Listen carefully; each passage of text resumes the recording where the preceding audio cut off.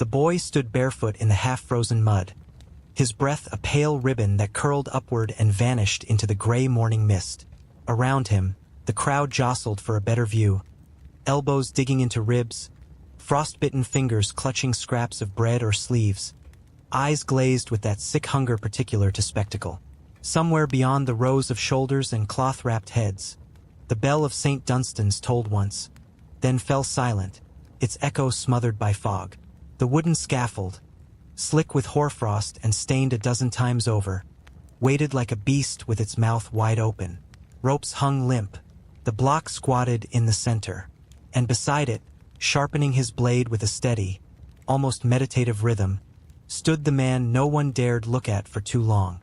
He was not tall, not hulking or grotesque, but he was dressed in the thick black wool of the king's justice, and that was enough to draw a ring of absence around him. Even the smoke of the vendors' cook-fires seemed to bend away from him, like the air itself had been warned. He never looked up. The sound of the stone against the edge of the axe had a quiet finality to it, like a clock ticking its last before shattering. The condemned man was late, or so they said. Somewhere behind the boards, someone muttered that the cart had broken a wheel on the ice, that the priest had stopped to pray longer than was needed, that the prisoner had been sick and vomiting blood. Others guessed he had fainted, or screamed, or bitten off his own tongue in the night. That last bit made the rounds quickest, fed by the kind of grim delight only the desperate could afford. In truth, no one knew, and no one cared. The executioner never moved from his place, never paused his work. He waited the way trees wait for lightning. A child cried. Somewhere to the right, a woman told it to hush. "He's a traitor," she hissed. "Deserves worse." She sounded tired, not angry, not convinced either. The boy in the mud couldn't have been more than 10. His ribs showed where his tunic hung open at the seam, and his fingers were blue from more than cold. He stared not at the block or the rope, but at the man beside them. The man who made death into a function of the state, who had no name here, only a task, who never flinched, even when heads rolled and hearts kept beating. A low murmur swept through the crowd as the condemned finally arrived, flanked by 2 guards whose boots scraped over the frostbitten wood. He was a tall man, gaunt, eyes sunken like pits in a hillside. He stumbled once, caught himself, said something no one could hear. The priest followed behind, muttering prayers into the cold, his breath fogging the text he carried. One of the guards motioned to the scaffold, and the condemned man hesitated only a second before climbing. The crowd grew still.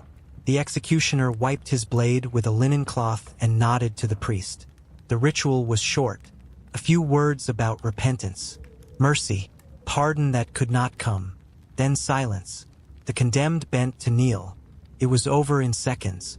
The boy flinched only once, not at the stroke but at the sound the body made when it slumped sideways and the blood found the groove cut into the wood for it to run cleanly. The executioner cleaned the blade again. He never glanced at the crowd. His work was clean, practiced, and without ceremony. When he stepped down, the people parted like cloth torn down the center. Only then did the boy's feet move, as if they had only just remembered they were his. He didn't understand why he followed the man. Perhaps it was the calm, or the way silence seemed to cling to his boots.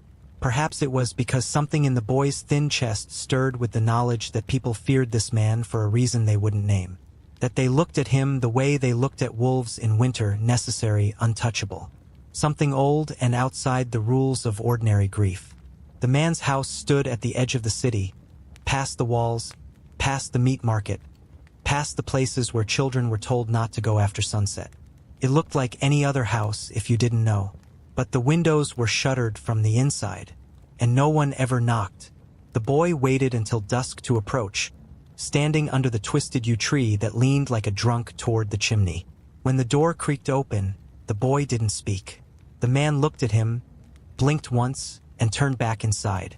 And that was how it began. There was no apprenticeship, not formally. No words like teach or learn. The man never said his name. He gave orders in gestures, in silences, in the deliberate arrangement of tools on wooden racks. He gave the boy bread and a place to sleep in the corner and never asked why he had come. For weeks they spoke only in the language of work, of sharpening, cleaning, preparing. The first body the boy helped clean still haunts the back of his eyes. It had been left too long in the cold, face waxy and sunken, lips blue, hair stiff as straw. The man gave no ceremony, only showed how to lift it right, how to keep the blood from drying wrong, how to strip it of its ruined clothing without tearing the skin. The boy's hands shook so hard he dropped the cloth. The man said nothing, only picked it up and kept going. That silence, more than discipline, more than fear, shaped the boy more than any blow could have. Years passed that way. Winters, mostly. The cold made things easier. Summer was worse. Flies, smell, the writhing heat that made wounds bloom again like overripe fruit. The boy grew in inches and calluses. The world outside grew darker, or maybe it always had been, and he was just now learning to see it for what it was. Justice came more often and for less. A stolen loaf, a whispered doubt, a name spoken in the wrong tone at the wrong table. And always the same crowd, always the same hush, always the same breathless pause before the blade fell and the day went on. Eventually, he stopped thinking of the condemned as people. They became tasks, weight to lift, flesh to arrange, part of the rhythm of his days, like firewood or snow or hunger. Only sometimes, in dreams, they spoke to him, not with their mouths, but with their eyes, as if asking what he had become. He never answered. Even when the dreams came with blood on his hands and ash in his mouth, he never answered. One winter, the old man coughed and didn't stop. He worked until he couldn't. And then one morning, the boy found him in the chair by the hearth, eyes open but distant, hands wrapped around nothing. He closed them gently, wrapped him as he had learned to wrap others, carried him through the city while the people stared in a new kind of silence. And when it was time, he took the man's tools, took the black coat, took the key to the door no one else would touch. The next day, a name was called, and he answered. Now the blade is his, the silence too, the waiting, the muttered prayers and the whisper of steel. They belong to him like scars belong to skin. No one knows his name, only his work, only the space he carves in the world where breath ends and something colder begins. And he, who once stood barefoot in the mud, now stands alone on the scaffold, the crowd watching, the air thick with the expectation of endings. He never flinches, he never speaks, he only waits, and sharpens. He was born under a new moon, in a room that smelled of burnt sage and cold water, as if someone had tried to wash away what was coming. The midwife didn't say a word when she saw the boy's wrist, didn't even blink. She only looked once at the mother, who had not cried out during labor, and shook her head slightly before binding the infant in rough wool and passing him over with hands that did not linger. Outside, the snow fell steadily, muffling the village in a silence not unlike shame. No one came to congratulate. No one brought bread or silver.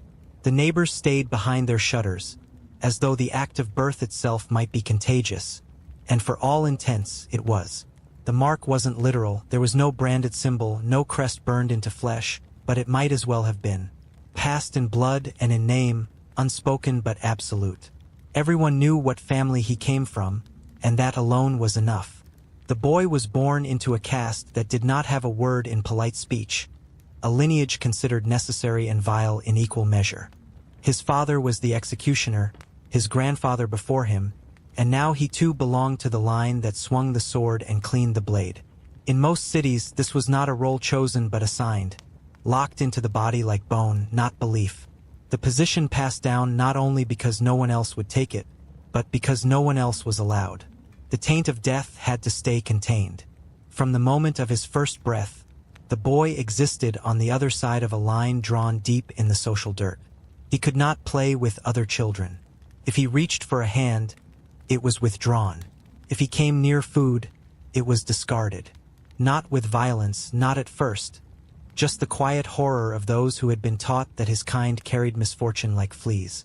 He learned early not to speak too loudly, not to laugh too easily. Any sound from him made people uneasy. as if the joy of someone born from death might curse their crops or sicken their livestock. His mother bore it in silence. She never defended him, never told him it wasn't fair. Fairness didn't live in their house. She only taught him how to sew a straight line, how to boil linens, how to listen when the wind changed direction. She taught him to keep his head down and his ears open. These were the tools their kind needed most. By the time he was 6, he knew which stalls in the market would sell to them, which gates would be opened without a word and which would not even acknowledge his knock. He understood that hunger and avoidance were twin habits of his station. He knew not to ask why. The children in the village had games. He was never invited to play, but he heard them often. One game involved assigning roles: priest, farmer, knight, smith, midwife, and one unlucky child would always be made to play the headsman, given a stick for a sword and made to stand in the corner until the rest were ready to pretend to be judged. They all laughed. It was only pretend. But if he so much as walked by while the game was being played, the laughter would shrivel. The stick would be dropped, and the boy with the pretend axe would look away, ashamed of having mimed the thing the marked boy would one day do in truth. At 7, he asked his mother if people would ever forget. She didn't answer right away. She stirred the stew, leaned forward until the fire lit the hollow beneath her cheekbones, and said, "No, but they might pretend to, if they need you bad enough." And that was the closest thing to comfort he ever received. The church didn't let him through the front door. He had to sit on the steps during Mass, listening to the chant through cracked stone and warped wood. When he was old enough to ask why, the priest said something about ritual cleanliness, about the sacredness of the altar. But the boy noticed the beggars were allowed inside. The drunkards too, even the whore who wept too loudly during the credo. Only he and his kind were turned away from holiness, as though the blood they spilled stained the soul in ways nothing could bleach. It was understood that their presence corrupted. That's what made them safe for the work no one else could stomach. When his father came home from executions, he never spoke of what he'd done. He would hang the black coat on the nail beside the hearth, wash his hands 3 times, and sit without speaking until the stew cooled. But the boy could see the weight hanging in the lines of his shoulders. Some days it looked like anger, others like sleep he couldn't find. The boy once asked if it ever got easier, taking a life. His father didn't look up from his bowl. "It gets quieter," he said. The mark they carried wasn't always invisible. Some places, rural villages, smaller towns, took to identifying executioner families with small symbols stitched into their cloaks. Nothing dramatic, just a subtle loop of black thread on the collar, or a particular color that others knew not to wear. It wasn't law. It didn't have to be. The traditions were older than laws and far more rigorously kept. Even strangers, traveling through on the road to somewhere else, could sniff out the boy's bloodline like smoke. They'd glance once at his face, then avoid looking again. There was no true escape from it. Not even the army would take them, though the irony was never lost on the boy as he grew older. He was allowed to kill by decree, but not in war. Murder in a uniform was honorable, but justice under black cloth was contamination. When he turned 12, the village held its midsummer feast. Music was played, cider brewed, goats crowned with garlands. His mother sent him to watch from a distance. "You should see it," she said, "even if it's not for you." He sat on a hillside just beyond the firelight, listening to the fiddles, smelling the roast pork. For a moment, he imagined he was part of it. Just another boy with dirt on his knees and a flower crown slipping over his ears. But then someone pointed. He couldn't hear what they said, but laughter followed, loud and mean. A girl near the center of the dancing dropped her garland and wouldn't pick it up again. The fiddler faltered, just slightly, then went on as though nothing had happened. But it had. The line had been redrawn, reinforced. The boy stood, went home, and never went to another festival.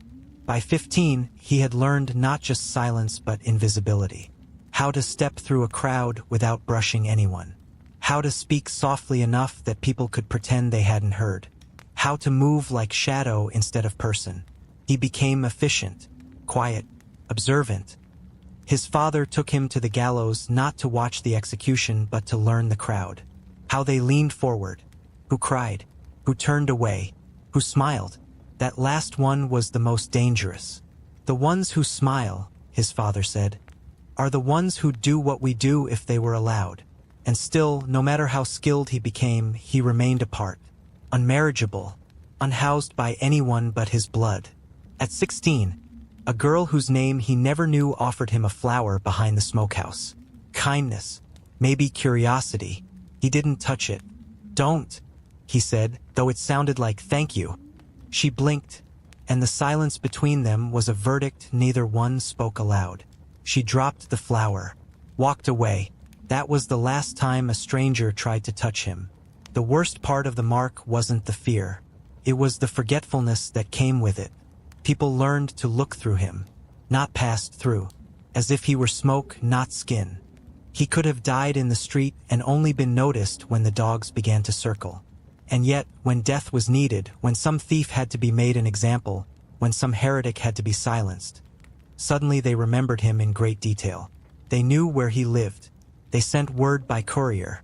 They provided coin, instructions, witnesses. And then, once the act was complete, the forgetting returned, sharp and swift, like a curtain dropping after the play. He learned to speak to the other marked, those rare families in other towns who bore the same silence, the same rejection. They met rarely, often by accident, at crossroads during supply runs, in the moments just after one hanging and before another. The conversations were brief, never about hope. Only survival. Only the strange comfort of knowing someone else understood what it was to walk in skin that was never seen as clean. And still, for all the loneliness, he never considered leaving the path. Not because he loved the work. He didn't. But because it was the only thing the world could not take from him. His blood had made him untouchable, but it had also made him necessary. Necessary things are not always loved, but they are remembered. It began before he was strong enough to hold the sword, long before the weight of iron had anything to do with strength at all. The training didn't start with weapons, but with observation. Long hours beside his father, watching hands rather than eyes. "You learn more from fingers than faces," his father would say, and the boy understood. Faces lie. They twitch, they flinch, they look away. But hands told the truth. The tremor in the grip of a guilty man. The clenched fist of one falsely accused. The desperate clutch of someone who had not yet made peace with their end. He wasn't taught to kill at first. He was taught to recognize who was already dying, who was resigned, and who might fight the rope even after the stool was kicked out from under them. His father called it courtesy. We do not make them die more than once. We don't turn it into a show. Others might have scoffed at the notion of dignity in such a profession. But the boy's father spoke it with the quiet devotion of someone who had seen what happened when that line was crossed. When the time came to lift the blade, it wasn't steel he was given. It was wood, dulled and sanded, shaped to mirror the true weight but incapable of harm. He practiced for weeks with that replica, raising it, lowering it, controlling the fall. Execution was not hacking. It was precision, clean and complete. The aim was not pain but finality. That, too, was something he had to learn. That mercy and death were not enemies. The true art was making the end swift. Still, no amount of training could simulate the first kill. It wasn't a man. Not yet. That came later. His father's methods were deliberate. The boy's first blade sank into the neck of a pig, tied to the post, its squeals swallowed by the trees. The blood that came was hot and wild. It soaked into his boots, sprayed across his hands, clung to his lip like syrup. The pig thrashed harder than he expected, died slower than he was told it would. When it was over, he vomited behind the smokehouse and didn't sleep for 2 days. His father didn't scold him. He only nodded once. "It's supposed to feel wrong," he said. "If it ever feels right, you've lost too much." They kept that pig's blood on his blade, not to remind him of his failure, but to teach him about consequence. "Steel forgets," his father said. "But you don't have to." The first human came later, a thief barely more than a boy. The village called for a public execution to make an example. The sheriff insisted it be done cleanly, without spectacle. His father was already ill by then. Shaking hands, bad lungs, so the responsibility passed to him. He was 17, still soft around the jaw, still dreaming, sometimes, of flower crowns and music he could never join. There was no ceremony, no speech, just the platform, the crowd, and the boy in irons. He looked younger than the executioner. His eyes darted back and forth like a rabbit's before the hawk strikes. The condemned was offered a prayer, a chance to speak, but he said nothing. The crowd was restless, the midday sun unforgiving. When the blade rose, the world narrowed. When it fell, the world broke open. And when it was done, the executioner stood in the blood of someone whose name he had never been told, with the scream of a mother echoing somewhere beyond the walls. He didn't cry, he didn't collapse, but something in him was knocked loose. That night he didn't eat. He sat with his blade across his knees, staring at the edge. He didn't feel triumphant. He didn't feel ashamed. He felt hollow, as if he'd been scraped out and left to dry. His hands still smelled of iron. His teeth ached. Sleep came only when the sky began to lighten, and when it came, it brought dreams he would never speak aloud.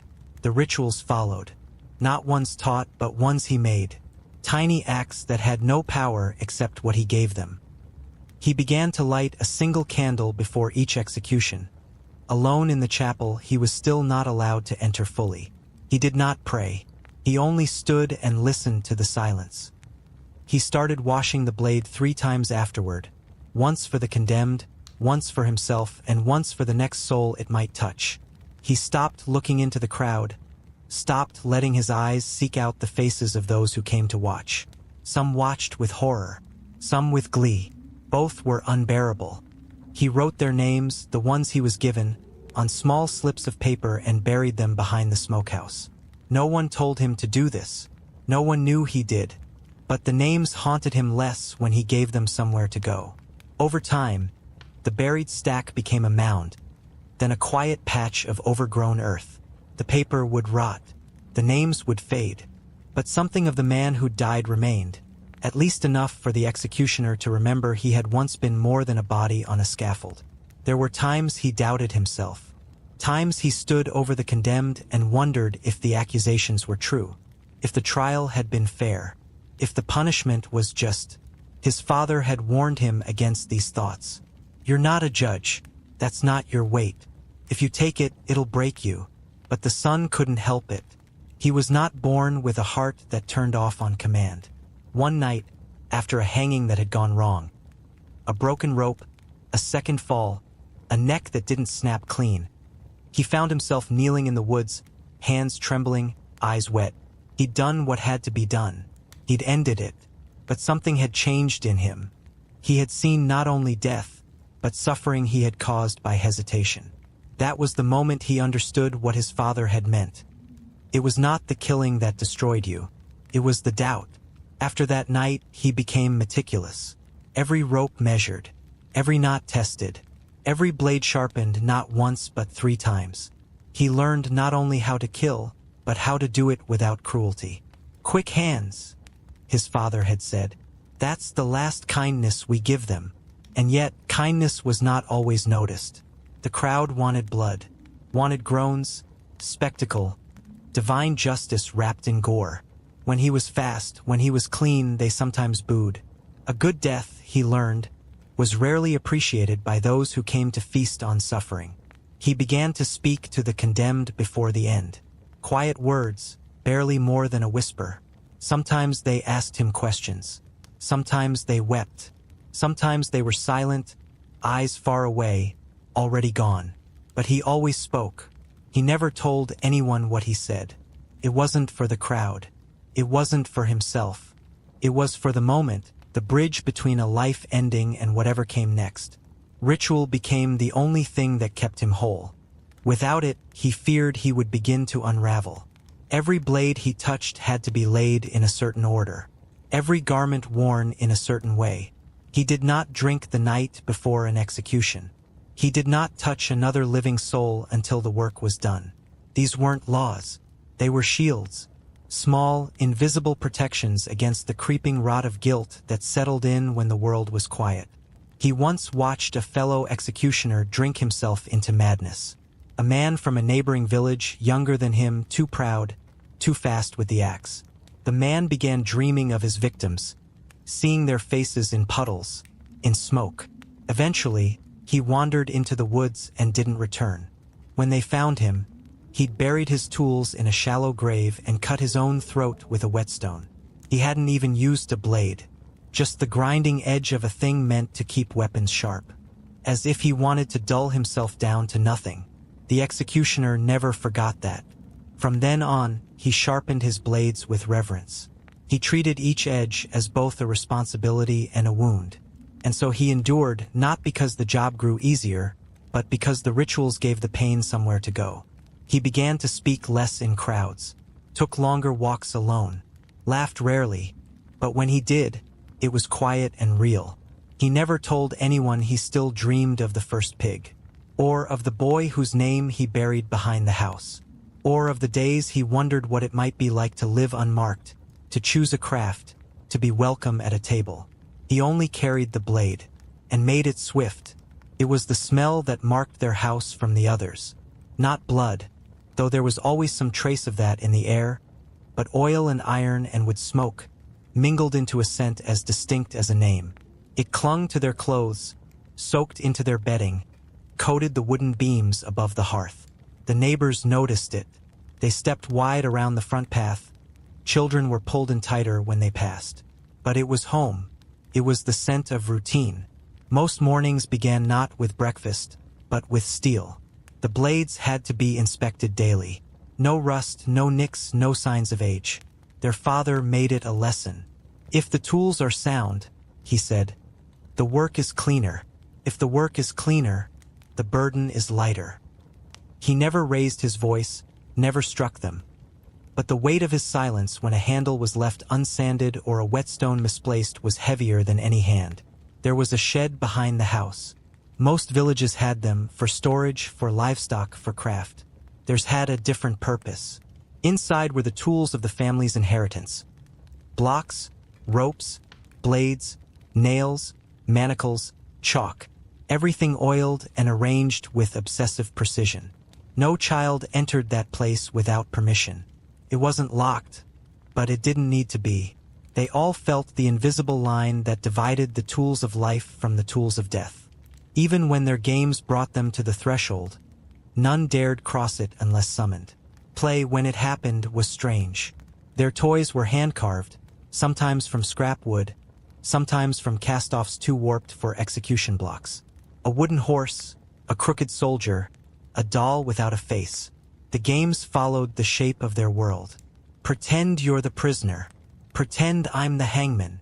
Let's make a gallows out of sticks. They didn't think it odd. Children normalize anything, even horror, if it's wrapped in routine. What might seem grotesque to others felt natural to them. There were no lullabies in their house, but they could tell you the difference between a good rope knot and a bad one before they learned to read. Schooling was sparse. The village children gathered in the chapel yard, reciting psalms, copying Latin phrases, scratching sums into slate. But the executioner's children stood apart. They were not struck by the birch, but neither were they praised. The priest did not speak their names. They learned quickly to keep their eyes down, their voices quiet, not from guilt but from weariness. Every word they spoke became a weapon in someone else's mouth. Every mistake confirmed the suspicions of the villagers, that they were not like other children. Other children chased them sometimes, threw stones, called them names, corpse licker, devil-born, rot blood. The youngest didn't understand at first. Why do they hate us?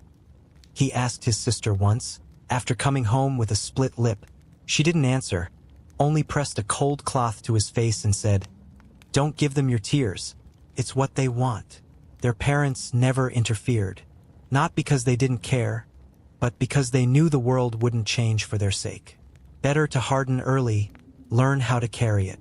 Meals were quiet affairs, not from fear but from habit. Their father was not a cruel man, only worn.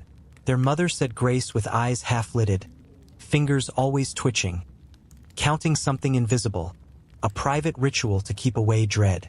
Conversation rarely strayed beyond the practical. We need more lye for the floor. The oxen broke the fence. The sword's edge was off this morning. Their family did not discuss emotions. They tended them like wounds, in private, with salt and silence. And yet there were tender moments, even in that grim house. A gentle hand brushing a knot from tangled hair. A scrap of honeyed bread pressed into a palm without a word. A father who sat with his son by firelight, teaching him how to shape leather into a grip so firm it would never twist in a sweaty hand. These were not the warmths of ordinary households, but they were warmths still. At night, the shadows deepened. Not just the ones cast by candlelight, but the ones behind their eyes. Children are not built for death, no matter how often they see it. Dreams came dark and fast. Faces they had only glimpsed on the scaffold returned in sleep, mouths moving without sound, eyes open too wide. The older ones learned to stifle their screams. The youngest often couldn't. More than once, a sister or brother would wake to find another huddled at the foot of their bed, trembling, unable to speak. Their mother never punished them for it. She only lit a candle and sat beside them, sometimes humming. Not songs, but low, tuneless hums, the kind that settled deep in the chest. She'd say, "There's no shame in being afraid. The shame is in pretending you're not." Still, the pressure built. Childhood, for them, was less a time of wonder than a long preparation. Each year brought a new task: cleaning the blocks, heating the oil, washing the linen that would be used to bind a condemned man's wrists. They never asked why. They already knew. Everything in that household moved toward the same end. When they ventured into the village, when they dared the market or the feast days, they did so at a distance. People parted around them like water around stone. Some muttered curses. Others crossed themselves. A few whispered apologies to the dead, as if their very presence disturbed the souls beyond the veil. The executioner's children did not walk with heads bowed. They learned early to stare straight ahead. Not in defiance, but in defense. There was no path to approval, only survival. Sometimes they met others like them. In distant villages, rare gatherings. Families with the same mark, the same silence in their blood. The children did not play with abandon. They didn't know how, but there was something easier in their company. A quiet understanding. A nod that said, "I see the blade in your shadow too." Once, during such a meeting, the eldest daughter asked an older boy from another town, "Do you ever wish you were born to a baker?" He had laughed. Not cruelly, but as if he hadn't expected anyone to say it aloud. "No," he said, "but I do sometimes wish I could taste the bread without thinking of the rope." No one responded, but every child at the table understood. The psychological toll was slow and invisible. It didn't announce itself with breakdowns or cries. It came in silence, in sleepless nights, in the way joy became suspect. Too fleeting, too fragile. The children aged faster. Their eyes dimmed early. Some developed habits, tics, routines, superstitions. One boy refused to step on thresholds without spitting first. Another girl kept a pouch of salt under her tongue whenever she crossed into a new town. No one mocked them. The house made room for the strange. Not all survived it whole. One brother turned violent, quick to snap, quicker to strike. He began cutting things that didn't need cutting. Ropes, dolls, birds. When confronted, he wept, then ran into the woods. They found him 3 days later, shivering, feral-eyed, murmuring to something in the trees. Their father took him away after that. No one asked where. No one ever saw him again. The others carried on. Not because they were strong, but because there was no choice. The executioner's children did not dream of escape. They learned early that their future was not a door but a circle. Born to it, trained in it, bound by it. Even if they left the house, the mark would follow. It was in their name, in their gait, in the way people looked at their hands. And yet, within that grim framework, they carved out pieces of tenderness. A brother carving birds from bone. A sister stitching scraps into dolls with button eyes. Whispered jokes over soiled linens. little rebellions of sweetness in a world that offered few. They did not grow into joy, but they grew into survival. And sometimes that was enough. The first lesson began not with a blade, but with silence. He was 15, too old to be ignorant, too young to be prepared. His father handed him a wrapped bundle, leather, worn, cinched at the sides, and told him to carry it. No words about where they were going. No instructions. Just a nod toward the barn where the horses waited. The boy knew better than to ask questions. The ride was long, inland and uphill, past the edge of the known woodlands. It wasn't the usual route toward market or chapel or execution square. It was land few people visited unless they had to. A clearing waited at the top, marked only by stone piles and a crude shelter of wattle and bone. The boy laid the bundle down when they dismounted. His father said, "Open it." Inside tools. Familiar ones, cleaver, carving knife, hammer, bone saw, but these were polished, honed to surgical clarity. Each one strapped into place, resting against a felt lining that had long ago been stained black with use. There was nothing ceremonial about them. No engravings, no initials, just instruments, and beneath them, a cloth-wrapped parcel that reeked faintly of old meat. "Rabbit," his father said, unwrapping the limp body. "You start with what bleeds the least." The next few hours were a blur of metal and meat. The boy's hands trembled as he worked under instruction. "Not there. That's sinew, not ligament. Press harder. You'll never get through bone with a whisper. Good. Now pull. Feel where the joint gives." Every cut was measured. Every hesitation corrected. Blood stuck to his fingernails, clung to his palms. He gagged twice, never out loud. By the time they rode back, the rabbit's body had been reduced to its cleanest essence. Each muscle named, each tendon traced. The boy didn't sleep that night. Training was not scheduled. It arrived like weather. A morning knock, a glance, a gesture. There was no formal announcement, just a shift in tone. A question answered with a command. One morning he woke to find his boots gone. They waited by the threshold, oiled and set beside a bowl of lye water. That meant bone work. Another day, the dining table had been cleared and covered in linen, an invitation to learn the finer angles of neck structure and spine. Each lesson layered on the last. Not just anatomy, but purpose. It's not just where to strike, it's why. His father would say, pointing to a drawing made from memory. The family kept books, yes, but they rarely used them. Hands learned better than eyes. The boy was taught to find the junction of skull and vertebra by feel alone. Blindfolded. Again and again. His father's voice correcting him, always soft. Wrong. Too low. He'd choke before he died. Or, too high. You'd split his jaw. At first, the boy moved clumsily. He bruised meat, cracked bone the wrong way, but his hands toughened, his grip steadied. The axes weren't all the same. Some were light and quick, meant for finesse. Others were heavy, tools of finality. He learned to judge them by weight alone.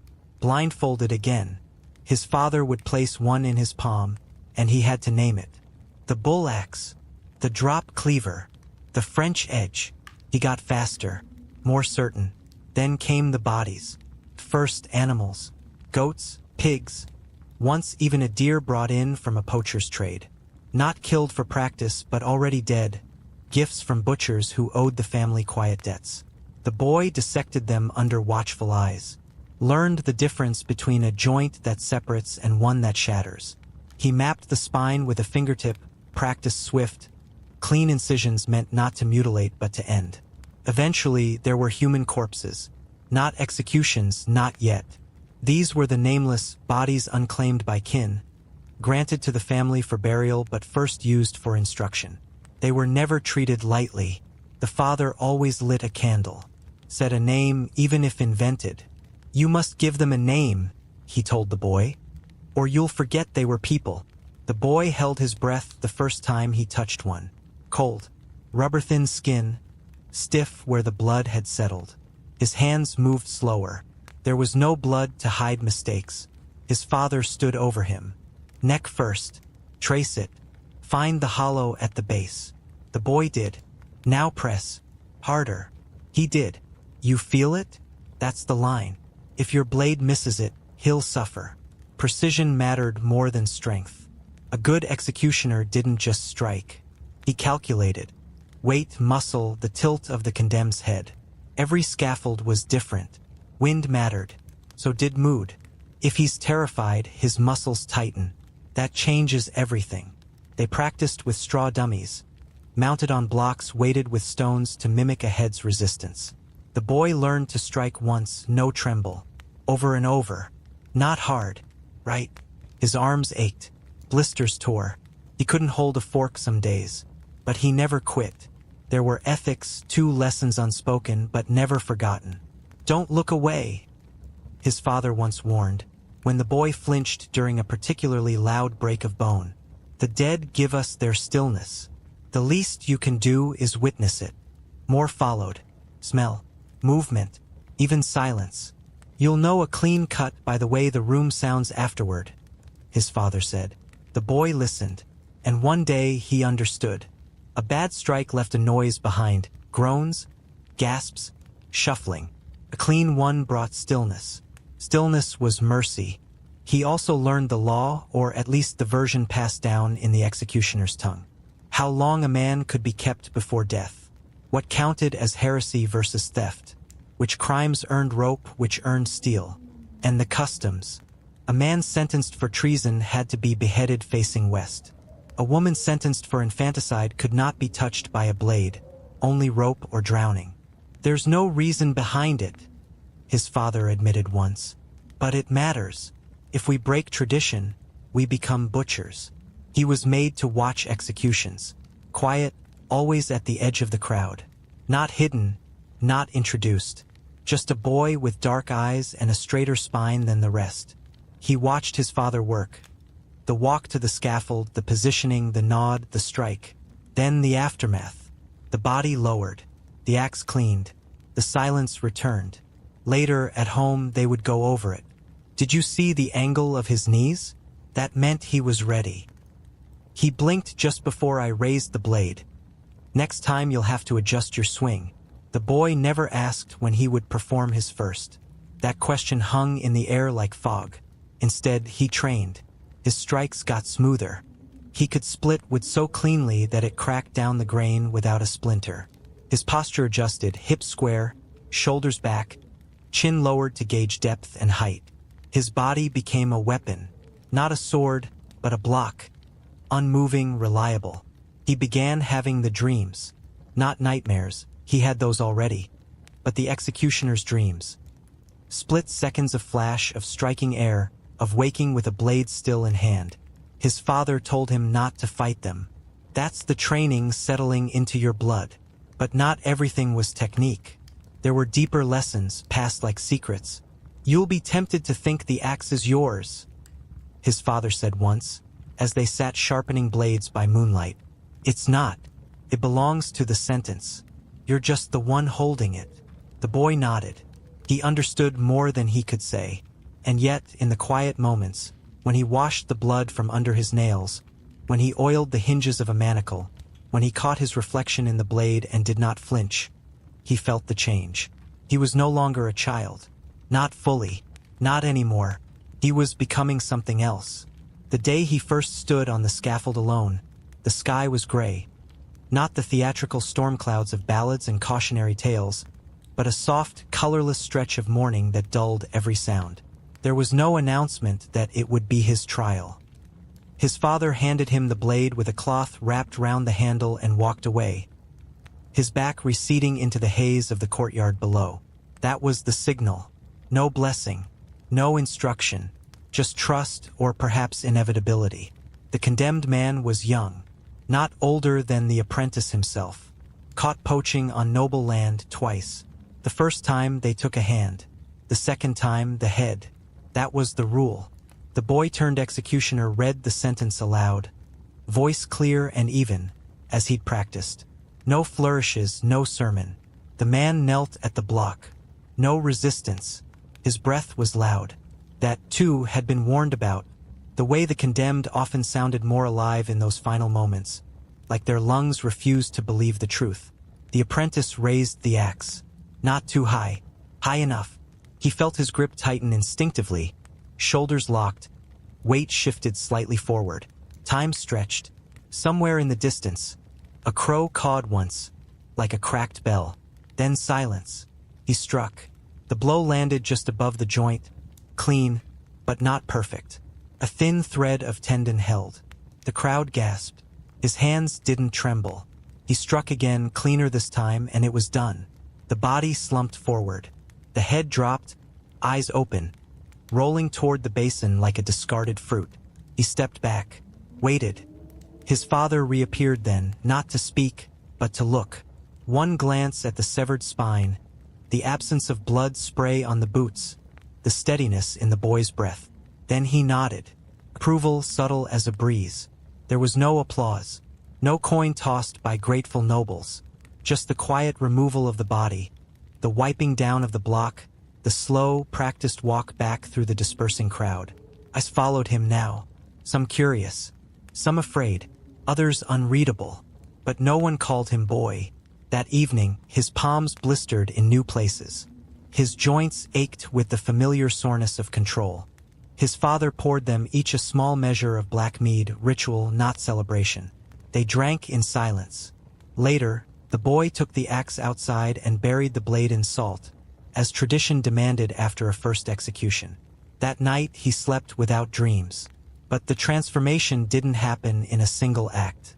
The apprenticeship never truly ended. It only shifted shape. After that first kill, the training deepened, became less about form and more about presence.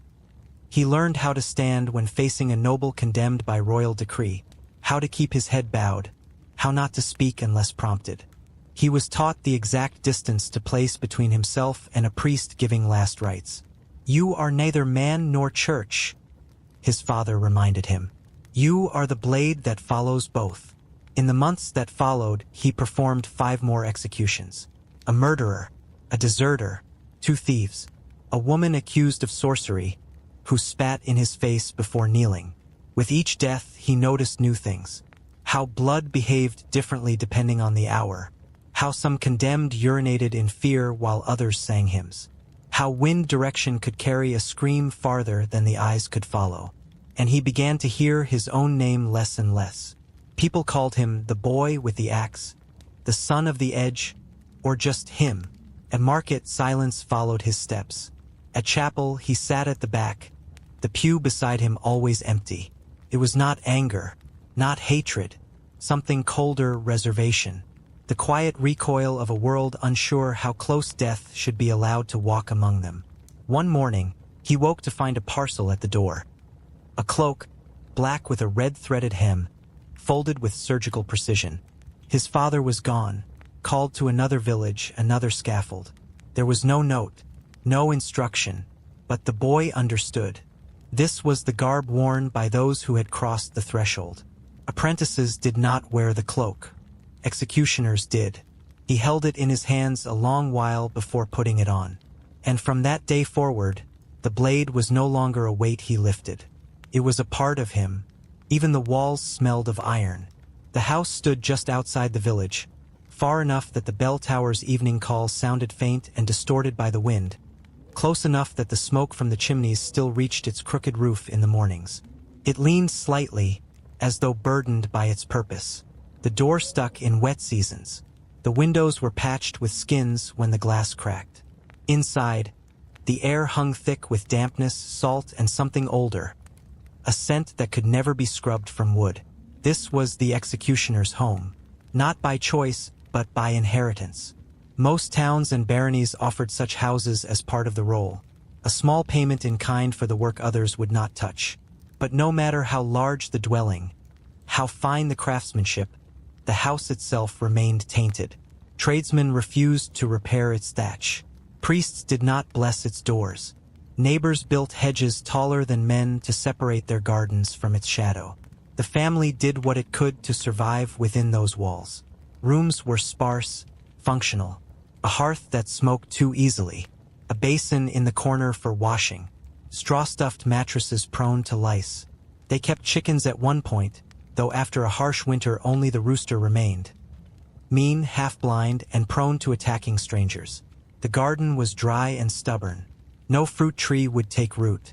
The herbs that grew did so in defiance of the soil, not because of it. Most of them were bitter, and some, like rue and wolfsbane, suggested a knowledge not entirely culinary.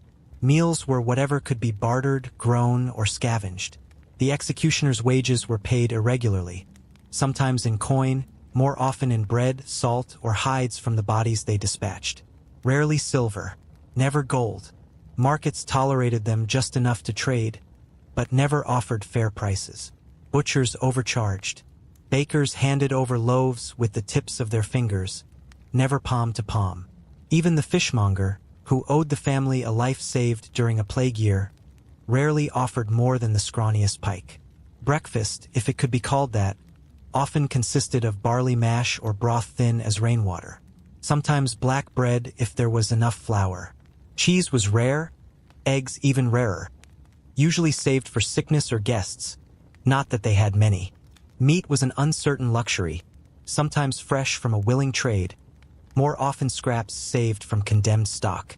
Not every execution allowed such indulgences, but now and then a criminal's body would be deemed unfit for burial, yet fresh enough to strip. It was a truth no one spoke aloud. The condemned fed the condemned. The hearth burned peat more often than wood. Firewood was too dear, and even if it wasn't, no one would sell them enough to heat the house for a full winter.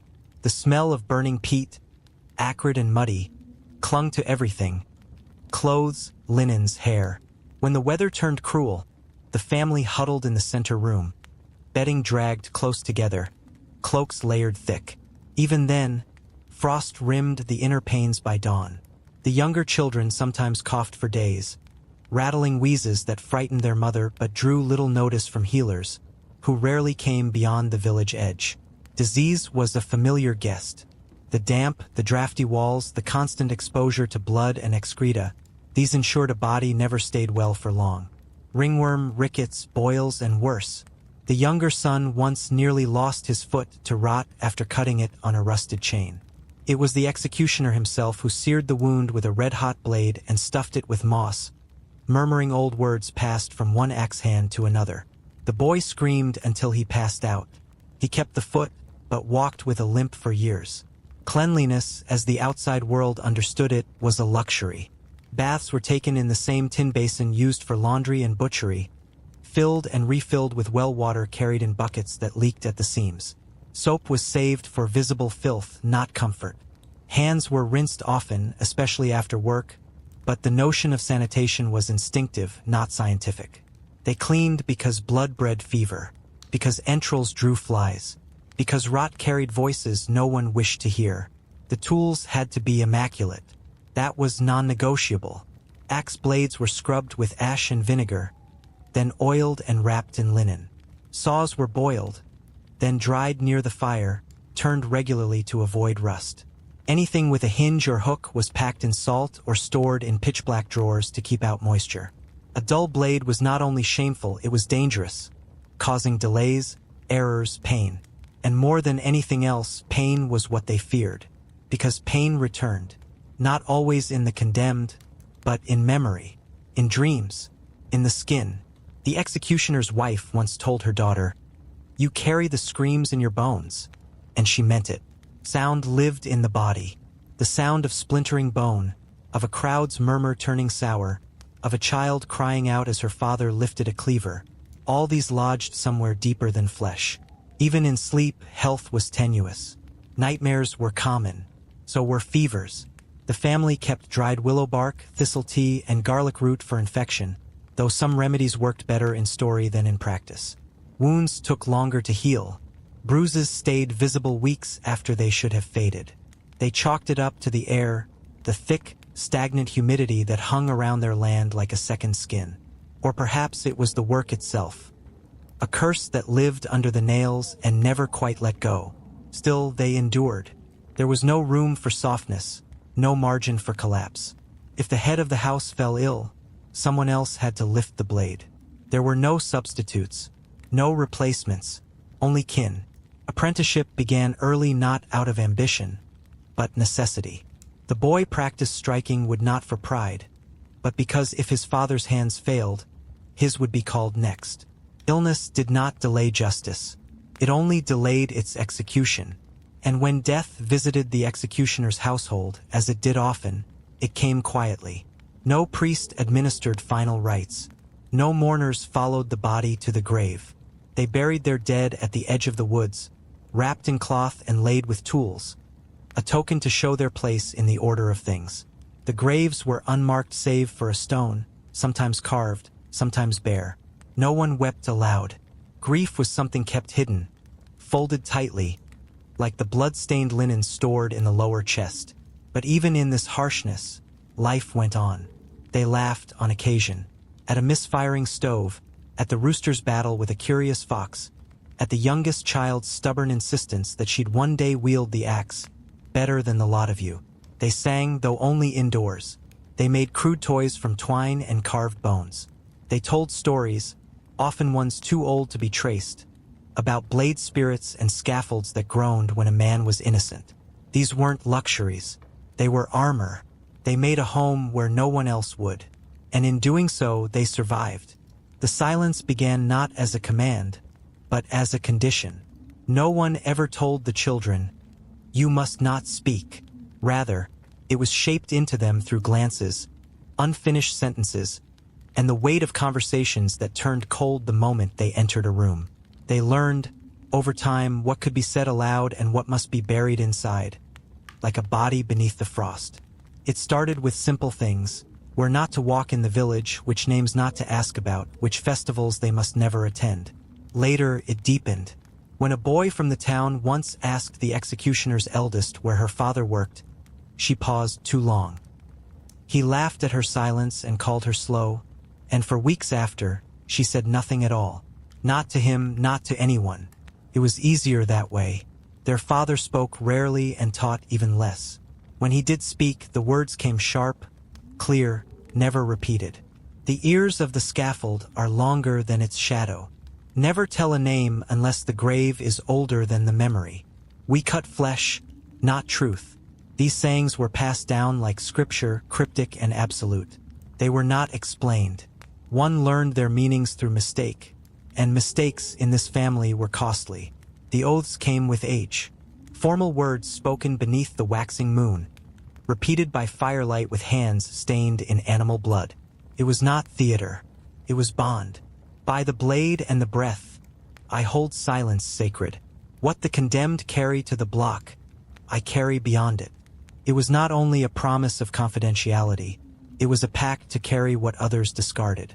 Not just bodies, secrets, because each execution was more than a sentence carried out. It was a final transaction between life and death, often muddled, rarely clean. Last words were whispered into their ears. Confessions, denials, bargains with the divine. Sometimes the condemned asked them to pass on messages. Sometimes they begged. Sometimes they cursed. And those words never left the scaffold, never passed the lips of the blade bearer. That was the law. Not a legal law, but a deeper one. The moment you broke it, you no longer belonged to the line. You became something else, something worse. The price of that silence was isolation. Even within the family, not everything was spoken. The father never shared details of noble executions. The son never asked what happened to the noblewoman who vanished without a trial. The mother never explained the nights she sat awake with a candle lit, murmuring names into her sleeve. They understood that some truths were too dense to be shared, even among blood. Secrets nested in silence, layer upon layer, until it was impossible to tell where one person's burden ended and another's began.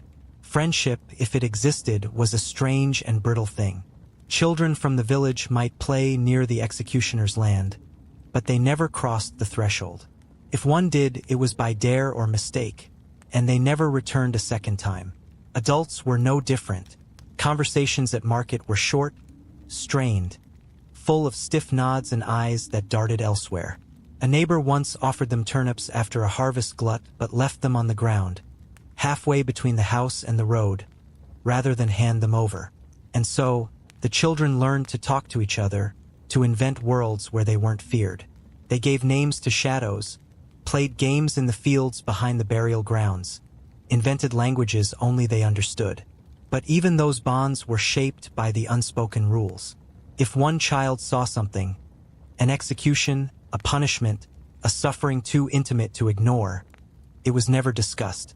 Not then, not later. It became part of the invisible tapestry that held their silence together. Once, the middle son befriended a traveling tanner's boy who didn't yet know what the family did.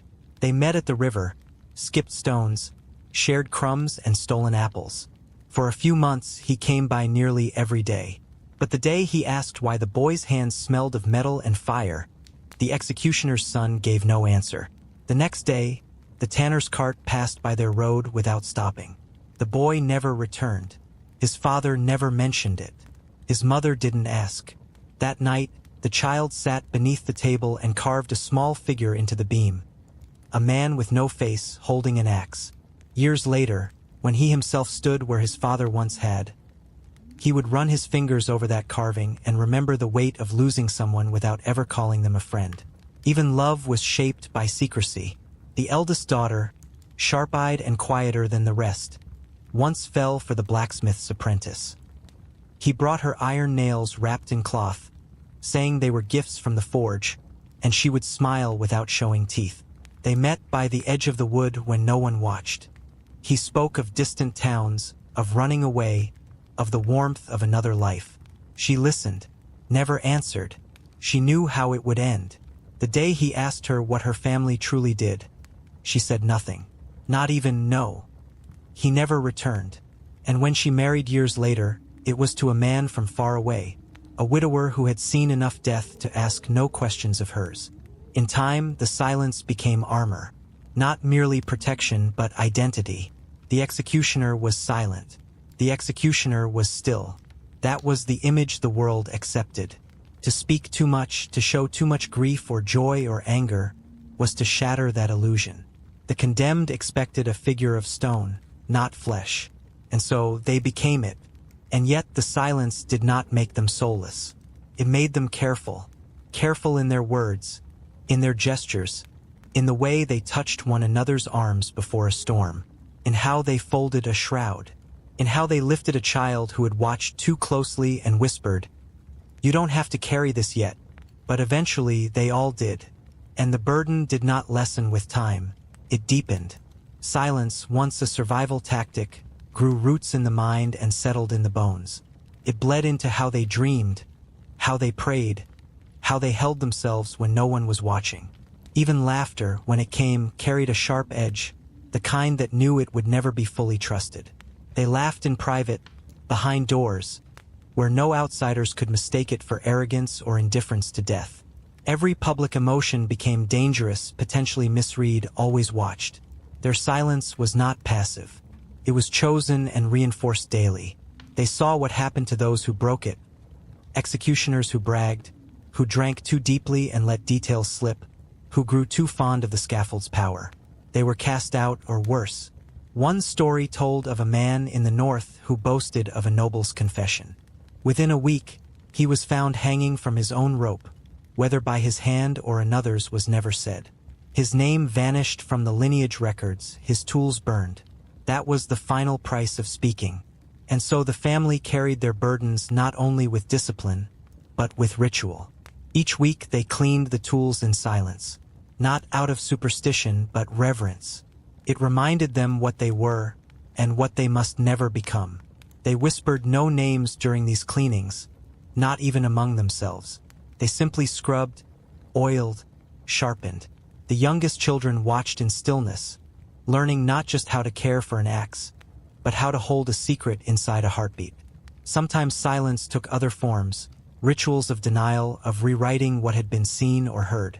If a child asked where a particular man went, the reply was vague: south, gone to war. He was called away. These phrases were not lies, exactly. They were placeholders for the unspeakable. The family knew what they meant. The outside world never needed to. There was a paradox to this life. They were essential and yet treated as pariahs. Without them, justice could not be served, yet no one wanted to share a table with them. This contradiction kept them always on the edge of the community, never fully part of it, yet never fully apart. It created a tension that even children could feel, though they lacked words for it. They sensed the way silence pressed against their skin when they walked into town. They understood the chill that followed their footsteps, even in summer. And yet, silence offered one strange mercy. It allowed for duality. In being unknown, they were also unknowable. This gave them power. If they did not speak, no one could contradict them. If they did not reveal, no one could question. The executioner's mystique became armor in itself, protecting them from the worst cruelties of familiarity. The people feared them, yes, but fear was safer than mockery, safer than pity. Still, the cost was loneliness. Not only the absence of friends or lovers, but a deeper solitude, the kind that comes from never being able to say, "This is what I saw, this is what I carry." It was the knowledge that no one, not even the person beside you at the fire, could fully share the weight of memory. Not because they wouldn't, but because they couldn't. Sometimes, after an execution particularly gruesome or unjust, the father would sit outside long past nightfall, not drinking, not praying, just sitting. If a child approached, he would not speak, but he might place a hand on their shoulder, firm, wordless. It was not affection exactly, it was recognition. They both understood that what had passed could never be named, only shared in silence. This was how generations endured, by building a language without words. A glance, a gesture, a ritual repeated at the same hour. They passed down more than just techniques. They passed down the silence itself, shaped and tempered until it became something close to sacred. And still, the silence grew. The silence left space for something else to take root. Ritual. Where words failed and human connection faltered, superstition crept in like ivy. Not just within the family, but in the very culture that both relied on and reviled them. Death, however sanctioned, was never clean. It attracted fear, and fear demanded shape. So, over time, 1,000 little beliefs were stitched around the scaffold and its keepers, part armor, part curse. Every execution began not with an axe but with a murmur. Prayers, yes, but not always the ones sanctioned by the church. Some came from the old ways, fragments of Latin and older tongues, cobbled together from memory and inherited murmurs. Bless the hand that does not tremble. Bless the blade that does not fail. Others were more visceral.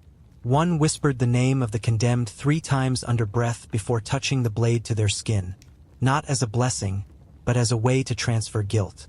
Let the name soak into steel, they believed, so it would not fester in the soul. Executioners carried charms, though never openly. A knotted thread soaked in salt water and blood, hidden beneath the shirt. A fragment of blackened bone in a leather pouch. One wore a sliver of mirror against his heart, claiming it reflected the spirits that tried to climb into him. Another lined his gloves with lamb's wool from a spring-born ewe, insisting it dulled the condemned's final stare. Each family had their own rituals, born of desperation more than faith. Some swore by the left boot first. Some sharpened the blade only under the moon's full light. Some spat over the shoulder after the final stroke. None could say when the customs began, only that to break them invited ruin. Not just for the executioner, but for the house, the village, the crops, the cattle. The fear was never only personal. It was communal. If an execution went poorly, if the blade faltered, if the head did not fall clean, people whispered of curses. Plague would follow. Livestock would miscarry. Wells would sour. The condemned, too, brought their own beliefs. Many clutched tokens in their final moments. A wife's ribbon, a child's doll, a scrap of scripture. Some begged to kiss the cross. Others refused it altogether. Some refused food the night before, believing to die hungry meant entering the next world light. Others gorged themselves, hoping to delay the moment with fullness. There were those who sang hymns, even as they climbed the steps, and those who cursed with every breath. The scaffold bore it all. But nowhere was the contradiction sharper than in the church's relationship with the executioner. Officially, the executioner was a necessary hand of justice. Sanctioned, permitted, forgiven before he sinned. Yet priests hesitated to bless them. Bishops balked at their presence. They could not be buried in consecrated ground. A priest might visit before a great sentence, to witness, to pray, to collect the confession of the condemned, but rarely to speak with the one who would swing the blade. There was no liturgy for the soul who took the life, only the one who lost it, and so, the executioners developed their own half-sacred rites. They marked the block with ash before the act, then swept it away in silence. They poured a line of water around the scaffold to keep spirits in or out. No one was sure. After each killing, they burned a sliver of straw with 3 drops of blood. Whether animal or human didn't matter. What mattered was that the fire crackled loud. That meant the soul had moved on. If it didn't, they'd relight it twice more.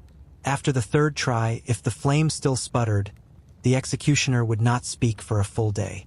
Not to his wife, not to his children, not even to the birds. They called it carrying the silence, and they believed it was the only way to keep death from noticing who had helped it. The church tolerated these things so long as they remained hidden. As long as the rites weren't spoken in Latin, as long as no heretical names were invoked, the bishop turned his face aside. They needed the blade. They needed order. But they did not want to see what it cost. Some monks kept records of executions, listing names and crimes and times of death. But few mentioned the executioner. When they did, it was with terms like the agent, or the hand, or the shadow. Never a name, never a face. In drawings, the executioner was often hooded, even when he had not been. The hood, in time, became both symbol and truth. It wasn't worn to hide identity. It was worn to become something else, something not quite human. The blade didn't belong to a man. It belonged to justice. The hood made it so. But beneath that cloth, there were men and women who breathed and bled like anyone else. And they, too, needed meaning. So they made it. From fragments, from superstition, from borrowed prayers and candlelit rituals. They baptized their blades in moonlight, lit incense made from crushed herbs and rat skulls, and buried nail clippings near crossroads to confuse the spirits of those they had slain. To outsiders, these things seemed grotesque, pagan, blasphemous, but to the executioner, they were the only thread between sanity and despair. The children learned these rites before they understood their meaning. They helped hang the protective charms. They stood beside the fire during the burning of straw.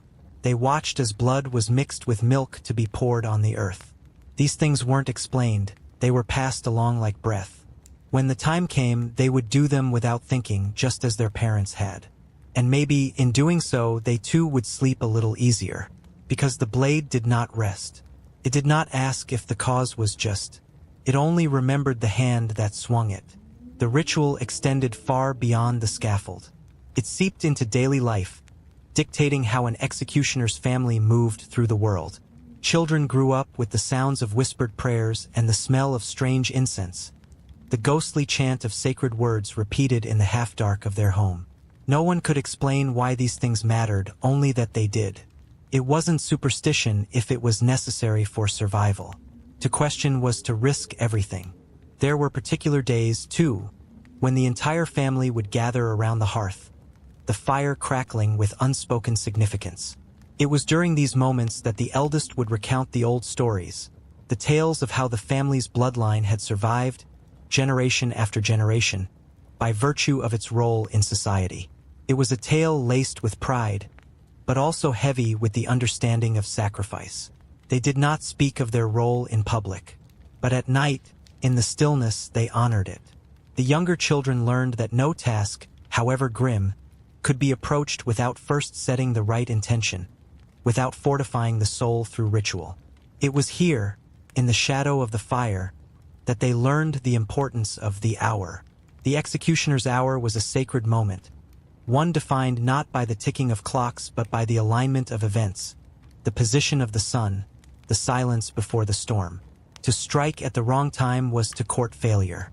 When the first stroke fell, it must be without hesitation, clean and without mercy. The same went for every act leading to that moment, from the prayer before the block to the selection of the axe. Each gesture carried weight. Each step was sacred, In a way, the family's lives were divided between two worlds. One was the world of the living, the world they moved through each day, the mundane, the unremarkable, the fleeting. The other was the world of death, a place they entered when they walked the road to the scaffold. The border between the two was as thin as a breath, and it was in that space that they existed. No one could truly understand it unless they had stood in that place, with the condemned before them and the axe in hand. And it wasn't just the executioners who believed. The people in the village, the same ones who feared them, held their own strange customs. To look a condemned man in the eye was said to invite madness. To speak his name after he was gone was considered to bring misfortune. In one village, a man who had survived an execution and returned to the town with the stain of his deed was exiled, not by the law, but by the very people who had once known him. His crime was not in his work, but in his survival. Death, they believed, should not leave a shadow on the living. It was a mistake to carry its weight too long. The executioner's family, however, was trapped in that very shadow. They could not escape it, nor could they evade its pull. The rituals they practiced were an attempt, in some way, to make the burden of death bearable. But they also believed in their necessity. If they didn't practice them, if they didn't follow each ritual with the same meticulous care, it was said that death would come for them in a form they couldn't predict. Some claimed it would come for their souls, others that it would claim them in the very moment they faltered with the axe. These stories were as much a part of the family's heritage as the executions themselves. Over time, this collective belief began to grow deeper, until it was woven tightly into the fabric of the family's identity. The family would not exist without the rituals. In some ways, they were indistinguishable. The rituals became part of their very blood, their bones. There was no telling where one ended and the other began. And yet, the belief in their necessity was not uniform. The younger generation, as they began their training, often questioned the old ways. They wondered whether these rituals truly held power, or if they were just the habits of a bygone era. But each time one of them hesitated before an execution, when their hand shook, when the blade did not fall as cleanly as expected, they were reminded of the ritual's importance. The rituals kept the fear at bay. They reminded them that they were not simply carrying out a job. They were fulfilling a role that had been ordained, not by the law, but by fate itself. The tension between the sacred and the mundane was never more pronounced than in the executioner's family's relationship with the church. The church, of course, had its own rituals and customs, but its stance on executions was not without ambiguity. On one hand, the executioner was seen as a tool of divine justice, carrying out God's will by meting out punishment. On the other hand, the church viewed the act of taking a life with great suspicion. After all, the executioner was not the person who judged. The judgment came from the Lord. The executioner merely delivered the punishment. This uneasy partnership, one of necessity, not affection, meant that the executioner's family often found themselves excluded from the blessings and the mercy that others in society could expect. Their role in society was to carry out death, not to grant salvation. Yet, in their private rituals, they sought redemption. They prayed for the souls they sent to the afterlife, as if their own salvation depended on it. There was no guarantee of this, but it was a belief they clung to nonetheless. And so, the family found themselves between two worlds, both drawn into the web of death and yet excluded from the communal comforts of life. The rituals they practiced were a means of survival. They were a way to maintain their humanity in a world that demanded their silence and separation. They clung to the old ways not because they believed they could change the world, but because they believed they could control their part in it. In the end, it was not about the death they dealt. It was about the life they fought to preserve. The psychological toll of an executioner's life cannot be measured in simple terms. It is not something that can be easily understood by those who have never stood at the precipice of a life and death moment, with nothing but the cold steel of an axe and the heavy weight of history pressing down. The burden of their work did not simply end with the act. No, it lingered, like an invisible shackle that clung to their spirit long after the deed was done. Guilt, trauma, and the haunting specter of desensitization formed a complex and often conflicting web of emotions and coping mechanisms that an executioner would carry for life. At the heart of this turmoil was guilt, a constant companion. It came not only from the act of taking life but from the awareness that, no matter how righteous the cause or how justified the death, it was impossible to avoid the stain of blood on one's hands. The guilt was not always present at the moment of the blow, for in those moments, the mind was often clouded by the intense focus required for the task. But afterward, when the adrenaline faded and the noise of the crowd subsided, the weight of what had just been done settled into the executioner's chest, like an unshakable stone. Many turned to religious penance to cope with this. The faith that the executioner's family carried, despite their exclusion from the greater church, often provided a modicum of comfort. Some would attend Mass, kneel before the altar, and whisper their confessions to the priest. These were often vague confessions, for even the confessor knew the full extent of what was unspeakable. "Forgive me for the lives I have taken in service to the Lord," one might say, offering no details, no names. The priest would listen with a somber gaze, acknowledging the necessity of the role but never fully absolving the burden it carried. Others found solace in rituals of their own making, private, personal acts of atonement. After each execution, some would fast for days, hoping that the hunger would atone for the sin they felt heavy upon their soul. Some took to long walks, pacing the forests or the fields, as if they could outrun the shadows that followed them. They would cleanse their homes with incense, burn sage or rosemary, and recite psalms in the belief that it might keep the lingering spirits at bay. Yet, for others, the guilt never truly left. Festered. It grew like a malignant tumor, eating away at their peace of mind. Sleep was often disturbed by nightmares, visions of faces long gone, the final cries of the condemned echoing in their minds. These dreams did not always come immediately. Sometimes, they waited until the executioner's body had begun to heal from the wear of the job. The mind, however, could not forget so easily. Those who had taken part in the act of death often felt it creeping back in the quiet hours of the night, a reminder of the violence they had witnessed and participated in. However, guilt was not always the dominant emotion. There was another, equally pervasive feeling: desensitization. Over time, the executioner became accustomed to the act of death.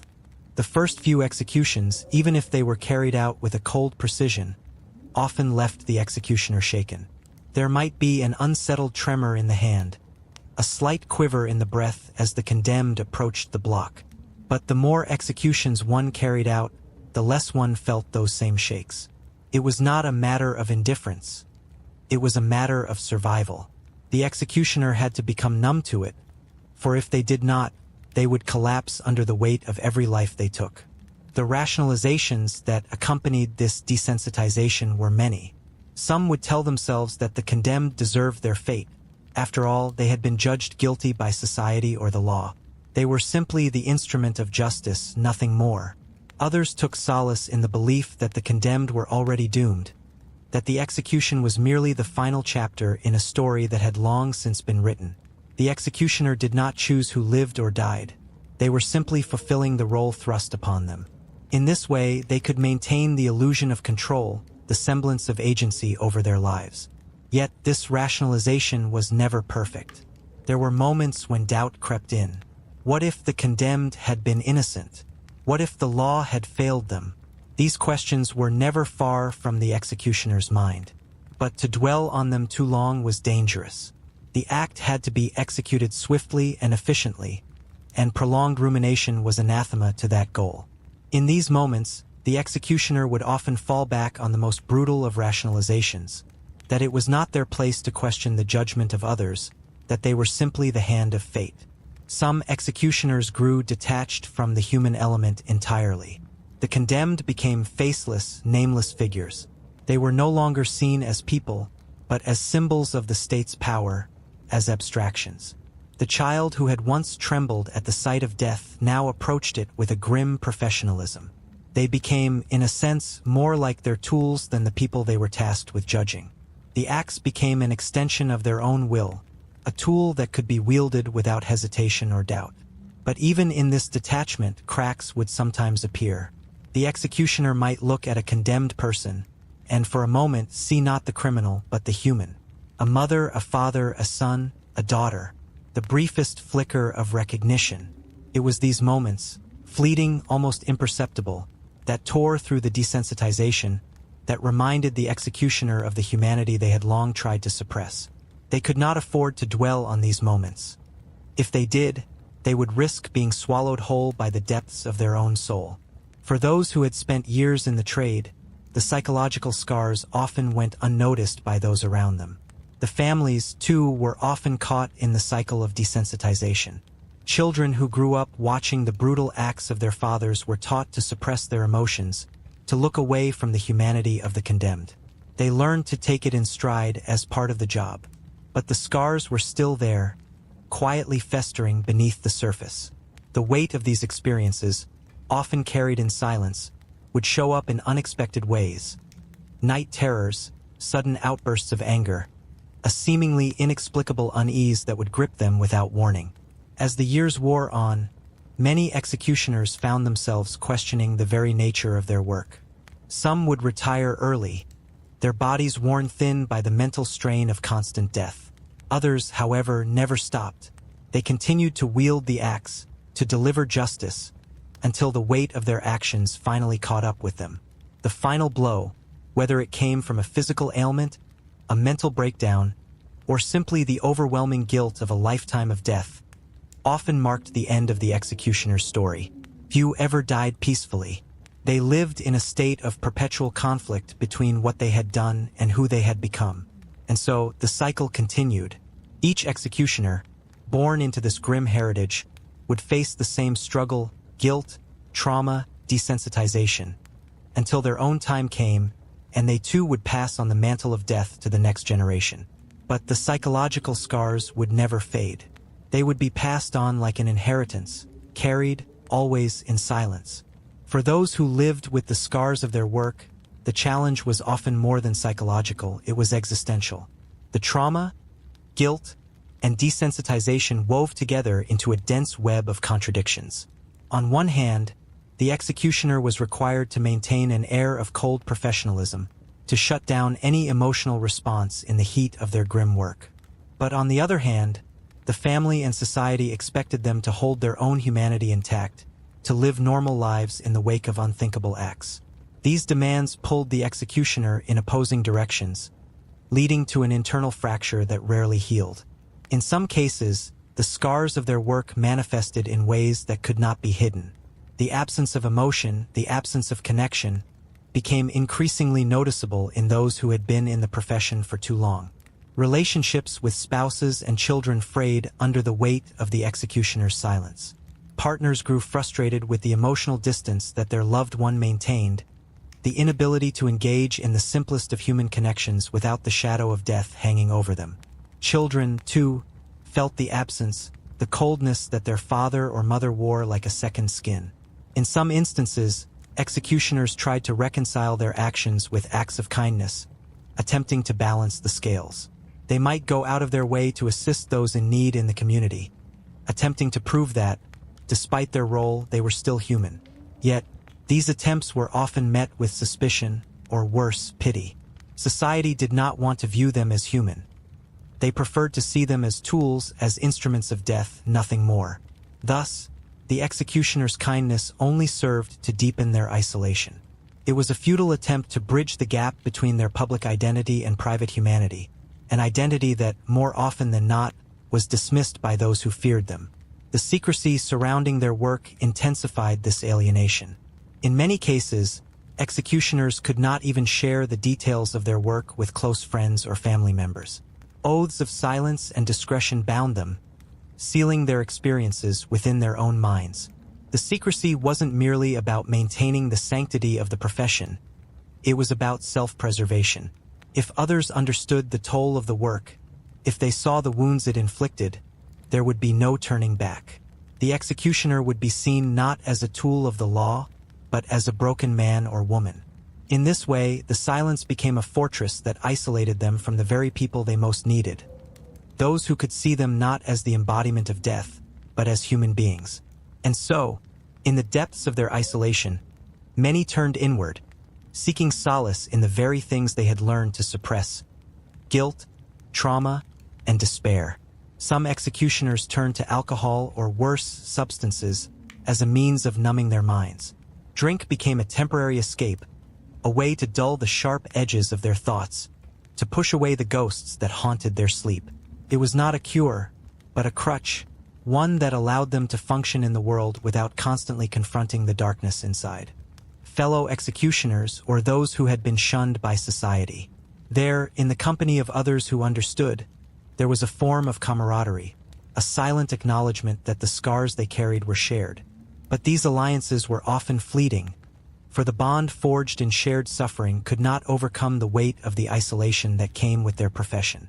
Even within these small circles, there was always the distance that came from knowing the work they did could never be fully understood by anyone else. The guilt, however, never fully left. It evolved, it shifted, but it remained. Even those who had grown numb to their role in death could not escape the flickering memories of the faces they had seen, the voices they had heard, and the unspoken questions that lingered long after the axe had fallen. Did the condemned deserve their fate? Were they truly guilty? These questions often gnawed at the executioner's soul, eating away at their peace of mind. But to speak of it was to betray the very profession they had been born into. To show weakness was to reveal a crack in the fortress they had spent years building. In some cases, this inner turmoil manifested in a deep sense of existential questioning. Many executioners struggled with the meaning of their lives. What had their purpose been if not to take lives? What was left when death was all they had known? The existential void was terrifying. It was not simply the act of killing that plagued them. It was the question of whether their lives had ever mattered beyond the grim duty they had been given. Were they mere tools of justice, nothing more than instruments to be used and discarded? Or was there something more to their existence? As the years passed, some executioners began to fall into despair. The cycle of taking lives, of being reduced to the role of deathbringer, wore on them like a rusting chain. Some would attempt to retire, to leave the profession behind and live out their lives in obscurity. But for many, retirement was not a refuge. The trauma never left. They would spend their final years reliving the moments, the faces, the shudders of each execution. The burden of what they had done followed them to their graves. Yet, there were rare exceptions, those who managed to find some semblance of peace. Some did so by turning to the church, seeking absolution for their sins. Others found solace in their families, if they were fortunate enough to have loved ones who understood, or at least tolerated, their isolation. But peace was fleeting, and it was never complete. In the end, the psychological scars of the executioner were as permanent as the weight of the axe itself. They were etched into the very fabric of their being, inescapable and unyielding. The only solace was the knowledge that, in some small way, they had carried out their duty, their sacred role in society. But for many, that solace was not enough to quiet the ghosts of the past. The burden of their work was one that would never fade, a constant reminder that the cost of death was never fully paid, at least, not in this life. The executioner's role in medieval society was an intricate and paradoxical one. On one hand, they were indispensable, a necessary instrument of the law, the final arbiter of justice for those who had transgressed in ways that demanded the ultimate penalty.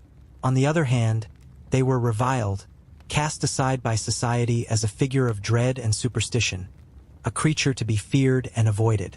Executioners were, in essence, both the cornerstone of public order and the embodiment of societal horror. This duality created a deeply complex relationship between them and the communities they served. The paradox of the executioner's position was that they were essential yet utterly despised. While they were necessary to carry out the sentence of death on behalf of the law, no one wanted to be associated with them. The executioner's presence in a town or village was a reminder of the state's ultimate authority, a force capable of taking life in the name of justice. In this sense, they held a certain respect within the confines of the law. But the executioner was far from a hero. They were not celebrated as protectors or guardians of society. Instead, they were viewed as a necessary evil, a figure who carried out duties that others could not or would not do. Fear was the first and most obvious emotion that society attached to the executioner. The very sight of them could send a shiver down the spine of those who crossed their path. It was not just the association with death itself, but the aura of violence that clung to them.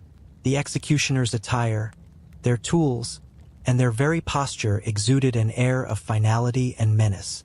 The public execution was a spectacle that demanded attention, and it was the executioner's duty to ensure it was carried out with the full measure of authority. To see them walk into town was to be reminded of the fragility of life, of the thin line between law and chaos. There was also a deeply ingrained superstition surrounding the executioner. Because of their role in ending lives, they were often seen as tainted, cursed, or even possessed by dark forces. In a world where the divine and the supernatural were deeply intertwined with everyday life, it was inevitable that the executioner would be seen as walking in the shadow of both. They were believed to carry with them a certain spiritual contamination, a curse that could infect those who came too close. Even the simple act of speaking with an executioner was thought to bring misfortune, for the touch of death lingered on them like an invisible stain. This stigma was not only a personal burden but one that affected their families as well. Children of executioners were often bullied, ostracized, and rejected by their peers, as if the very blood that ran in their veins was tainted by the family's association with death. Yet, alongside fear, there was also a grudging respect. Society may have despised the executioner, but they could not afford to dismiss the importance of their work. The executioner was the embodiment of the law in its most extreme form, the face of the state's justice. In towns and villages, their presence was a reminder that crime had consequences, that even those who had transgressed the boundaries of society could not escape the ultimate price. The executioner was a necessary force to maintain order, to impose the harshest penalty when all other forms of punishment had failed. In this sense, they were respected for their role, even if that respect was never openly expressed. It was the kind of respect that came from fear, not admiration, but it was nonetheless a form of recognition. The executioner was indispensable to the machinery of justice, and in that capacity, they were tolerated, if not respected. Still, respect could only go so far. Executioners, though necessary, were rarely integrated into the social fabric of the community. Their homes were often isolated from others, placed on the fringes of town or outside the walls of the city. In this isolation, they were forced to create their own sense of community, often with others in similar positions of social exile. It was not uncommon for executioners to form bonds with other marginalized figures, gravediggers, beggars, or even thieves, those who existed on the fringes of acceptable society. These relationships, however, were fragile and often transactional, based more on shared hardship than genuine camaraderie. The friendships formed in such an environment were often ones of necessity, not choice. The executioner's family bore a heavy burden of this social isolation as well. Children who grew up in these households often faced intense discrimination. They were seen as the offspring of death, and their peers often treated them with open disdain. In some cases, children of executioners were not allowed to attend church with other children, as their presence was believed to bring bad luck or spiritual impurity.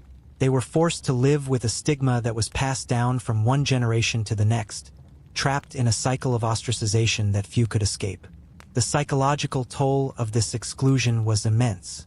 For many executioners and their families, it was an unspoken rule to keep their heads down, to avoid drawing attention to themselves, and to live in the shadows of society. In some cases, this led to deep resentment towards the very society that demanded their services but refused to acknowledge their humanity. This resentment was often directed inward, with executioners internalizing their own shame and bitterness. For others, the resentment took the form of a simmering anger towards the community that feared and shunned them, yet relied on their expertise when it was needed. Despite the deep resentment, there was also an understanding among executioners that their role was, in many ways, a form of martyrdom. They carried out their duties not for personal gain or glory, but because it was their responsibility, their fate, their inherited burden. There was perhaps a quiet sense of pride in knowing that they were the ones who ensured that justice was done, that they were fulfilling a role that no one else could. But that pride was not openly celebrated. It was a quiet, almost secret sense of fulfillment, one that could not be shared with others. Over time, however, as the centuries passed, the role of the executioner began to shift. With the rise of centralized justice systems and professionalization of the judiciary, executioners became less of a localized, almost familial figure and more of a professional role. Still, the paradox of their existence remained. Even as they became more institutionalized, they remained figures of fear and respect, necessary for maintaining law and order, but always on the edges of society, never fully integrated, always carrying the weight of their profession with them. In the end, the executioner's relationship with their community was a constant push and pull, fear, respect, and resentment intermingled in a way that made their existence uniquely tragic. They were the indispensable enforcers of justice, the embodiment of the state's power, yet they were also the reviled outcasts, shunned by society and forced to carry the weight of death on their shoulders. Theirs was a life lived in the shadow of the block, where every step taken, every word spoken, and every action performed was marked by the paradox of their existence. The executioner's existence, while marked by paradox, was also shaped by a deep, unspoken awareness of their role in the broader machinery of the state. They were more than mere instruments of punishment. They were also unwitting participants in a system that sought to maintain order through the ultimate form of control, death. Yet, despite their central place in the social order, the executioner could never fully partake in the community's celebrations or sorrows. Their mere presence was enough to remind others of the ever-present threat of justice's harshest decree. This estrangement bred a unique kind of resilience in many executioners. It forced them to find meaning in their profession, however twisted or distorted that meaning might be. Some executioners, over time, became more than just agents of the law. They became figures of a certain grim power.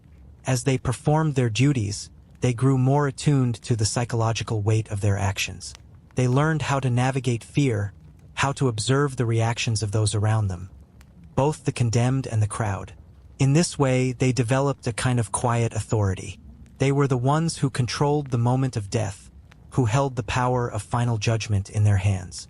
Yet, this power was not without cost. The toll of performing such a role over and over again eroded the executioner's own humanity, leaving them in a perpetual state of moral conflict.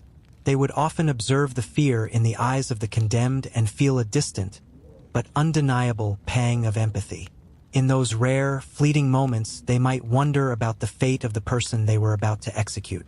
Were they truly guilty, or were they simply victims of circumstance? These questions did not come often, as the executioner was taught to suppress them, but they did emerge, typically in the quiet, lonely hours after the execution was over. For many, this internal conflict was the most difficult aspect of the job. They were the ones who ensured that the law was carried out, but at what cost to their own soul?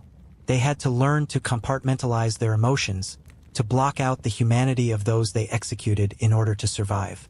The emotional and psychological toll of such a process was not just the product of societal stigma, but also the personal struggle to maintain a sense of moral integrity while carrying out such a horrific task. Despite this, some executioners found ways to gain a sense of purpose from their work. They became experts in their craft, honing their skills until their executions were swift and efficient. The mastery of their technique was a source of pride, and many executioners took comfort in the knowledge that they had the power to end a life with precision. This professionalism was a shield, a way to distance themselves from the human suffering they caused. The executioner's work was not just an act of violence. It was an act of professionalism, a calculated process that, in their eyes, made the horror more palatable. But even in this detachment, the fear of the executioner never truly subsided. The community might have relied on them, but they also feared them. It was said that to touch an executioner was to risk bad luck, and in some cultures, it was believed that an executioner could place curses on their victims or even bring misfortune upon the townspeople. These superstitions clung to them like a shadow, reinforcing their status as outcasts. They might be respected as enforcers of the law, but they were never fully accepted as members of the community. They lived in a constant state of ambivalence, valued for their function but never embraced for their humanity. As the years went by, this dynamic continued to shape the executioner's life. Even as society shifted and executions became more regulated and institutionalized, the executioner's place on the outskirts of the social order remained. The shift from public executions to more private, state-controlled methods of capital punishment did little to change the fundamental reality of their existence. The executioner's role remained as grim as ever, and their relationship with the community remained one of strained necessity, fear, and respect. In some cases, however, the shift in societal attitudes toward punishment led to a subtle transformation in the way executioners were perceived. With the rise of legal reforms and a growing sense of humanitarian values, some executioners found themselves questioning the legitimacy of their work. The very act of taking a life became more controversial, and some executioners began to grapple with the moral implications of their profession. This internal shift reflected broader societal changes, as the moral landscape of the time slowly began to shift away from retributive justice toward more rehabilitative approaches. But for many executioners, such realizations came too late to change their lives. The profession was not one that could be easily abandoned, and once an executioner had been trained, they were unlikely to find any other work that would be as stable or as lucrative. Despite these challenges, some executioners managed to carve out a measure of peace for themselves. They might choose to retire from their grisly duties and find work in other areas, sometimes even within the legal system. But even in retirement, the stigma of their past work followed them. The community could not erase the label of executioner, even if the person behind the title had long since put down the axe. For those who remained in the profession, the paradox continued. They were indispensable, yet they lived in the shadow of fear, never able to fully integrate into the community they served. Their existence remained a delicate balance of necessity and revulsion, a strange dance of respect born from dread and necessity, but never truly rooted in admiration or affection. Theirs was a life lived at the margins, a life that was defined by the work they did but never truly accepted by those they did it for. It was a paradox that defined not only their professional existence but also their personal lives, leaving them in a state of constant tension between duty and the longing for human connection, between the respect of the law and the alienation of society. In the end, the executioner was a figure of paradoxical existence, indispensable and reviled, revered and feared, a symbol of justice and a reminder of its harshest consequences. Their place in society, however precarious, was cemented by their role in upholding the law, an essential yet tragic figure whose life was defined by the tension between the need for their service and the rejection of their humanity. It was a cruel and unforgiving existence, but one that was lived with an unspoken understanding of its necessity. And though their work would eventually fade into history, the legacy of the executioner's paradoxical existence would remain, a haunting reminder of the cost of justice and the toll it exacted on those who carried it out. The life of an executioner was rarely as stable as their grim role would suggest. Despite the vital nature of their work, they were often subjected to economic hardships that strained their already difficult existence. While they were technically employed by the state or the nobility, their pay was often meager, irregular, and insufficient to cover the costs of their livelihood. The very people they served, the noble class, the royalty, and the local authorities, exploited them as much as they relied on them, leaving the executioners to fend for themselves in a world where their services were indispensable. Yet their personal worth was anything but assured. The payment of executioners was a deeply inconsistent affair. Nobles and townsfolk who relied on their services often saw them as little more than hired hands, necessary but expendable. The salary provided to executioners, if they received one at all, was often paltry. In many cases, executioners were not paid a set wage. Instead, they were compensated based on the number of executions they carried out or the specific contracts they fulfilled. This irregularity in payment meant that many executioners found themselves living from one grisly job to the next, never truly knowing when their next payday would come. Their income was dependent not only on the number of executions they were asked to perform, but also on the whims of the local aristocracy, whose priorities often shifted without warning. This precarious financial situation forced executioners to seek out additional means of income, often resorting to unsavory side hustles to make ends meet. One of the more notorious and ethically dubious avenues that executioners turned to was body snatching. Bodies, particularly those of the recently deceased, were in high demand in medieval society for various reasons. The church, for instance, required bodies for burial and occasionally for anatomical study. Scholars and physicians, eager to learn more about the human body, also sought corpses for dissection. The executioner, with their proximity to the dead, was in an ideal position to supply this macabre market. Body snatching was a practice that was often carried out under the cover of darkness. Executioners would remove the bodies of the condemned or even dig up graves to supply the black market. While this act was both illegal and sacrilegious, it was a common practice, especially in areas where grave robbing was rampant. For the executioner, this was a desperate means of survival, an attempt to make up for the insufficiency of their official salary. They knew the risk they were taking, but the financial pressure was too great to ignore. In some instances, executioners were also involved in private killings, assassinations, or politically motivated murders arranged by wealthy patrons or power brokers. The ability to end a life swiftly and without error made the executioner uniquely qualified for such clandestine tasks. These private killings were not only lucrative but offered an escape from the financial hardships they faced in their official capacity. A single assassination could bring in a small fortune, often far more than an execution would yield. But such work carried significant risks, both legally and morally. If they were discovered, the consequences would be dire, not just for the executioner but also for their family. In many cases, executioners had no choice but to take these risks in order to avoid the crushing poverty that threatened them on a daily basis. These side hustles were an open secret, and many members of society turned a blind eye to them.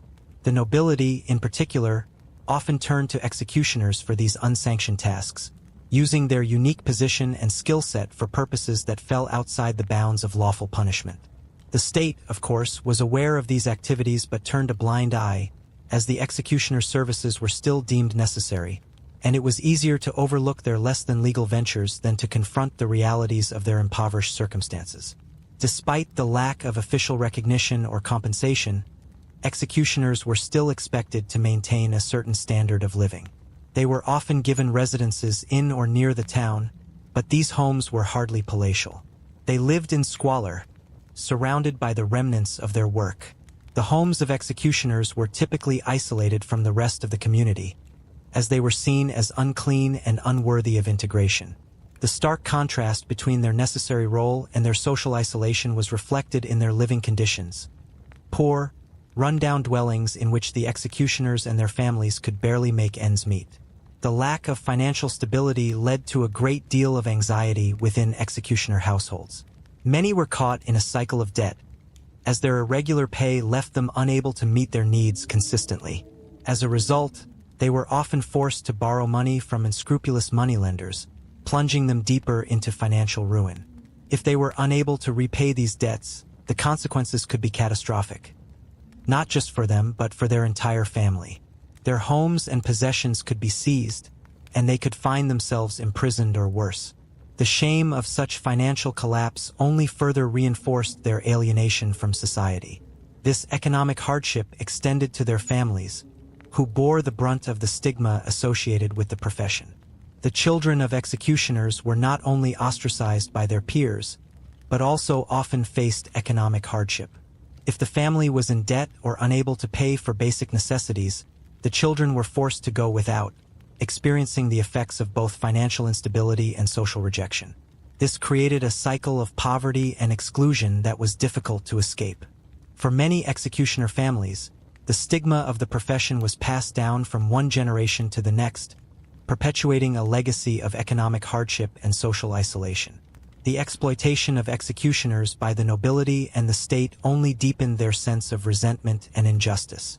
They performed a necessary and dangerous job, yet they were often treated as little more than tools to be used at the whim of the elite. The pay they received was far from reflective of the danger they faced, and the lack of social recognition only added insult to injury. In a society that prized wealth and status, the executioner was both a necessary servant and an invisible outcast.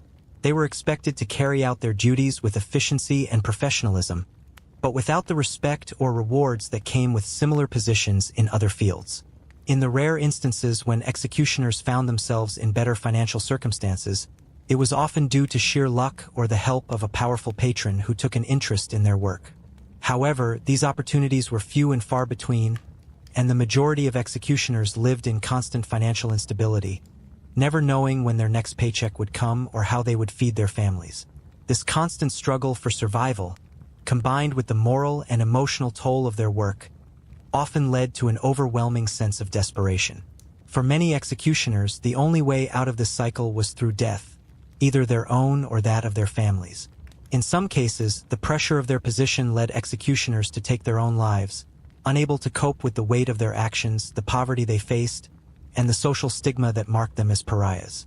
The economic hardships faced by executioners were not just a reflection of their work, but a reflection of the larger injustices of medieval society. They were exploited, underpaid, and forced to seek out dangerous and illegal means of survival, all while bearing the weight of a profession that condemned them to lives of isolation and misery. The black market opportunities they turned to were not a product of choice but a necessary evil, one that allowed them to endure in a system that offered little to no support for their difficult and dangerous work. For the executioner, the need for survival often blurred the lines between right and wrong, and the moral compromises they made became part of their daily existence. While their work might have been justified in the eyes of the law, the methods they resorted to in order to support their families revealed a deeper issue within medieval society, an issue of exploitation, inequality, and systemic neglect. The executioner was both a tool of justice and a casualty of the system that employed them, caught in a perpetual struggle between the necessities of survival and the weight of their own conscience. The exploitation of executioners by the wealthy and powerful elite extended beyond financial matters. They were often tasked with carrying out grisly and unspeakable acts for the sake of the powerful, all while remaining invisible to the broader community. The nobility and the wealthy were in the privileged position of being able to hide their sins behind the executioner's grim role. When private killings or politically motivated assassinations were needed, the executioner was called upon, but the nobility kept their involvement hidden. This form of systemic manipulation allowed the elite to maintain a veneer of respectability, while the executioner became the instrument of their shadowy deeds. The executioner was also vulnerable to the whims of these powerful individuals. If a nobleman or local lord disliked an executioner, they could have them removed from their post or replaced with someone else. Such abrupt changes in employment could render the executioner destitute, casting them back into the cycle of poverty and social alienation. It was not uncommon for executioners to be dismissed for minor infractions, whether real or fabricated, or simply because they were no longer deemed necessary. The instability of their position made it difficult for them to build any sort of security, either financially or socially. Moreover, the meager compensation often pushed executioners into a position where they had to constantly seek validation from those in power. This created a paradoxical relationship where the executioner was indispensable to the nobility, but they were also wholly dependent on the mercy or favor of those same individuals. The executioner's survival was not guaranteed by their skills or worth, but by the capricious nature of the system that employed them. They were caught in a power dynamic where they had to constantly prove their value, not just through their work, but through their loyalty and silence. The constant exploitation left many executioners feeling powerless and resentful. The social stigma, the lack of financial support, and the moral burden of their work combined to create a sense of profound isolation. They were forever outsiders, rejected by society, and yet intrinsically tied to it through their work. Their struggle for basic needs, food, shelter, respect, was an ongoing battle that often felt hopeless. At the same time, the black market dealings and under-the-table jobs that many executioners engaged in became a lifeline, a source of income, and sometimes even personal power. These illicit activities allowed them to gain a degree of financial independence, albeit at a moral cost. The cycle of performing executions by day and engaging in less-than-legal activities by night created a double life, one where the executioner was forced to navigate the treacherous waters of both legal and illegal economies. Yet, despite the harsh realities of their existence, some executioners managed to gain a certain level of recognition and respect within their communities, particularly among other outcasts.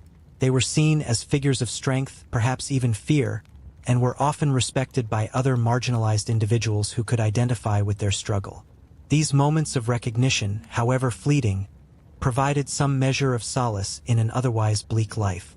Even though the executioner was isolated from the general population, their presence in the margins of society often allowed them to find solidarity with others who were also excluded. However, these moments of solidarity were rare, and the executioner's journey was predominantly one of solitude and deprivation. The weight of their work, coupled with their economic instability, left many in a state of despair. Some turned to the solace of drink or the temporary escape of vice, while others found themselves deeply entrenched in religious rituals or superstitions. Religion often provided a refuge for executioners, offering them a framework through which to reconcile their deeds with their spirituality. Some took solace in the belief that they were doing God's will by executing those deemed deserving of death, while others sought penance for the lives they had taken. The notion of penance was important for many executioners, as they struggled to make sense of their profession in the context of religious teachings. While the Church had long upheld the right of the state to impose capital punishment, executioners were still acutely aware of their own sinfulness in the eyes of God. This internal conflict was compounded by the fact that the executioner was seen as a tainted figure, both by society and the Church. They were forever haunted by the notion that their very profession placed them beyond redemption, no matter how much they sought forgiveness or atonement. This sense of spiritual dislocation only added to the executioner's sense of alienation. Not only were they rejected by society, but they were also left to wrestle with the moral implications of their actions in the context of their faith. Many executioners sought out religious guidance, but the Church, in turn, viewed them with suspicion. While the Church may have condoned capital punishment as a necessary evil, the executioner's close relationship with death made them an uncomfortable figure within the religious community. In some cases, executioners were even denied the sacraments of the Church, further cementing their status as outcasts. The combination of social stigma, financial hardship, and moral struggle often led to a sense of profound despair among executioners. Yet, despite the overwhelming odds against them, many persisted in their roles. Their ability to survive, even thrive in the face of adversity, speaks to the resilience of the human spirit and the lengths to which people will go to protect their families and secure their futures, even at the cost of their own dignity. In the end, the executioner's life was marked by exploitation at every level.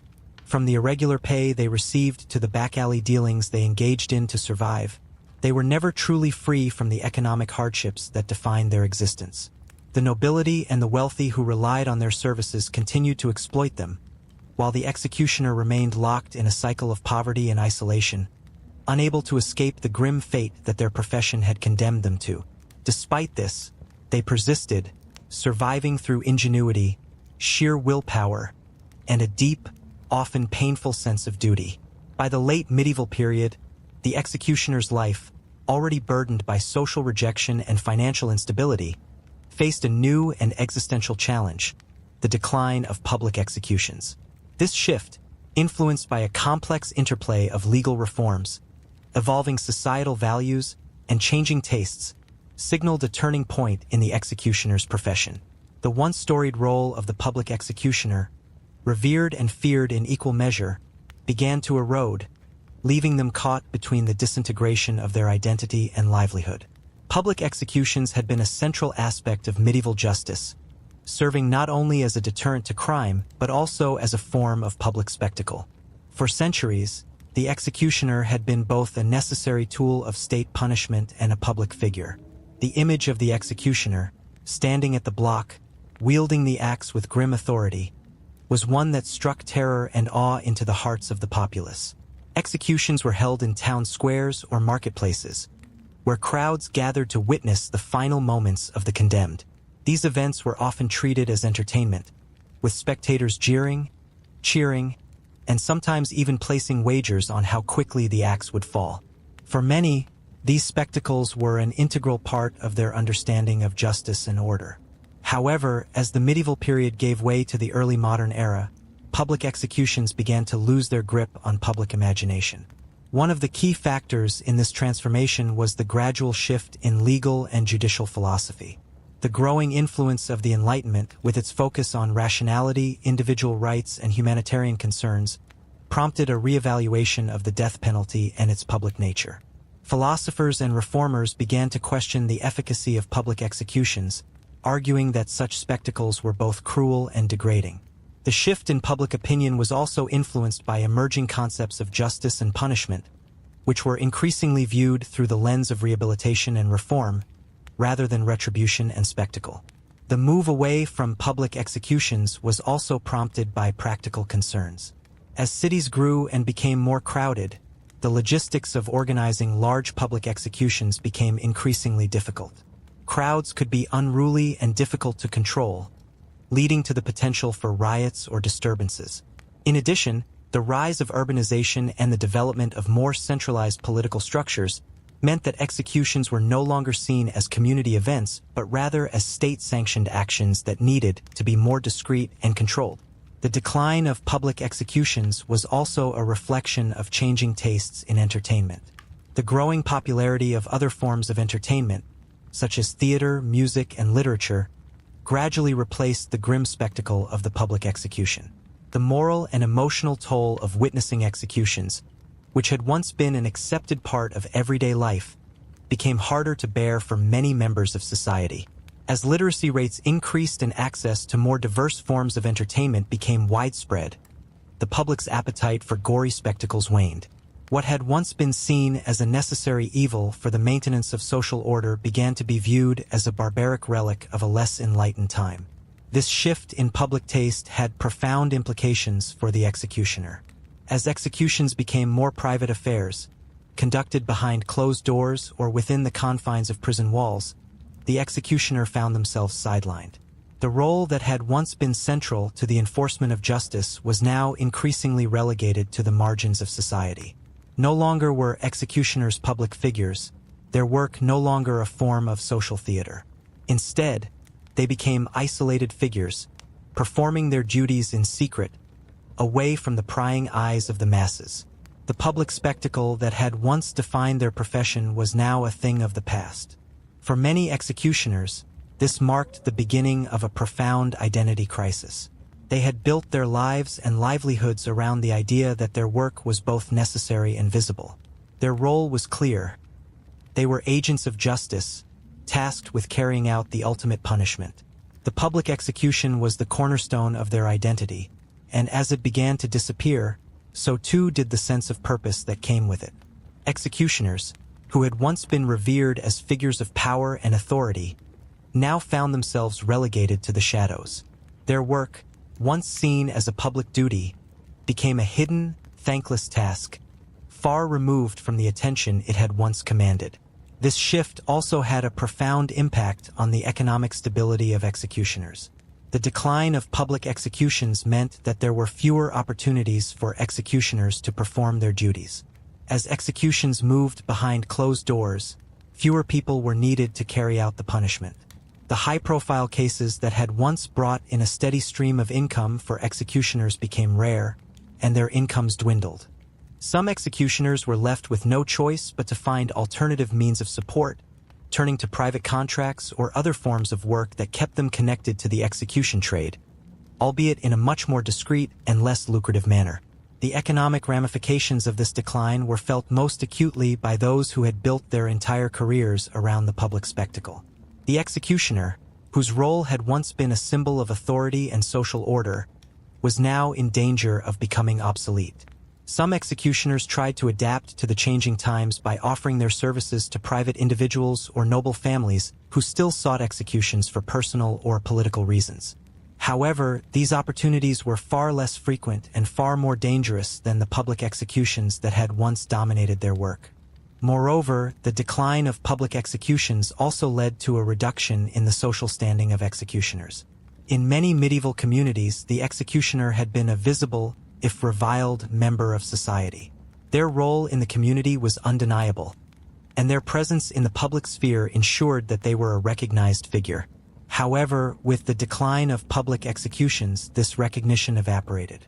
Executioners were no longer seen by the public as figures of authority, but rather as obscure figures who carried out the state's dirty work in the shadows. Their role became increasingly invisible, and with this invisibility came a loss of the respect that had once been afforded to them. however begrudgingly. This loss of status was further compounded by the increasing professionalism of executioners.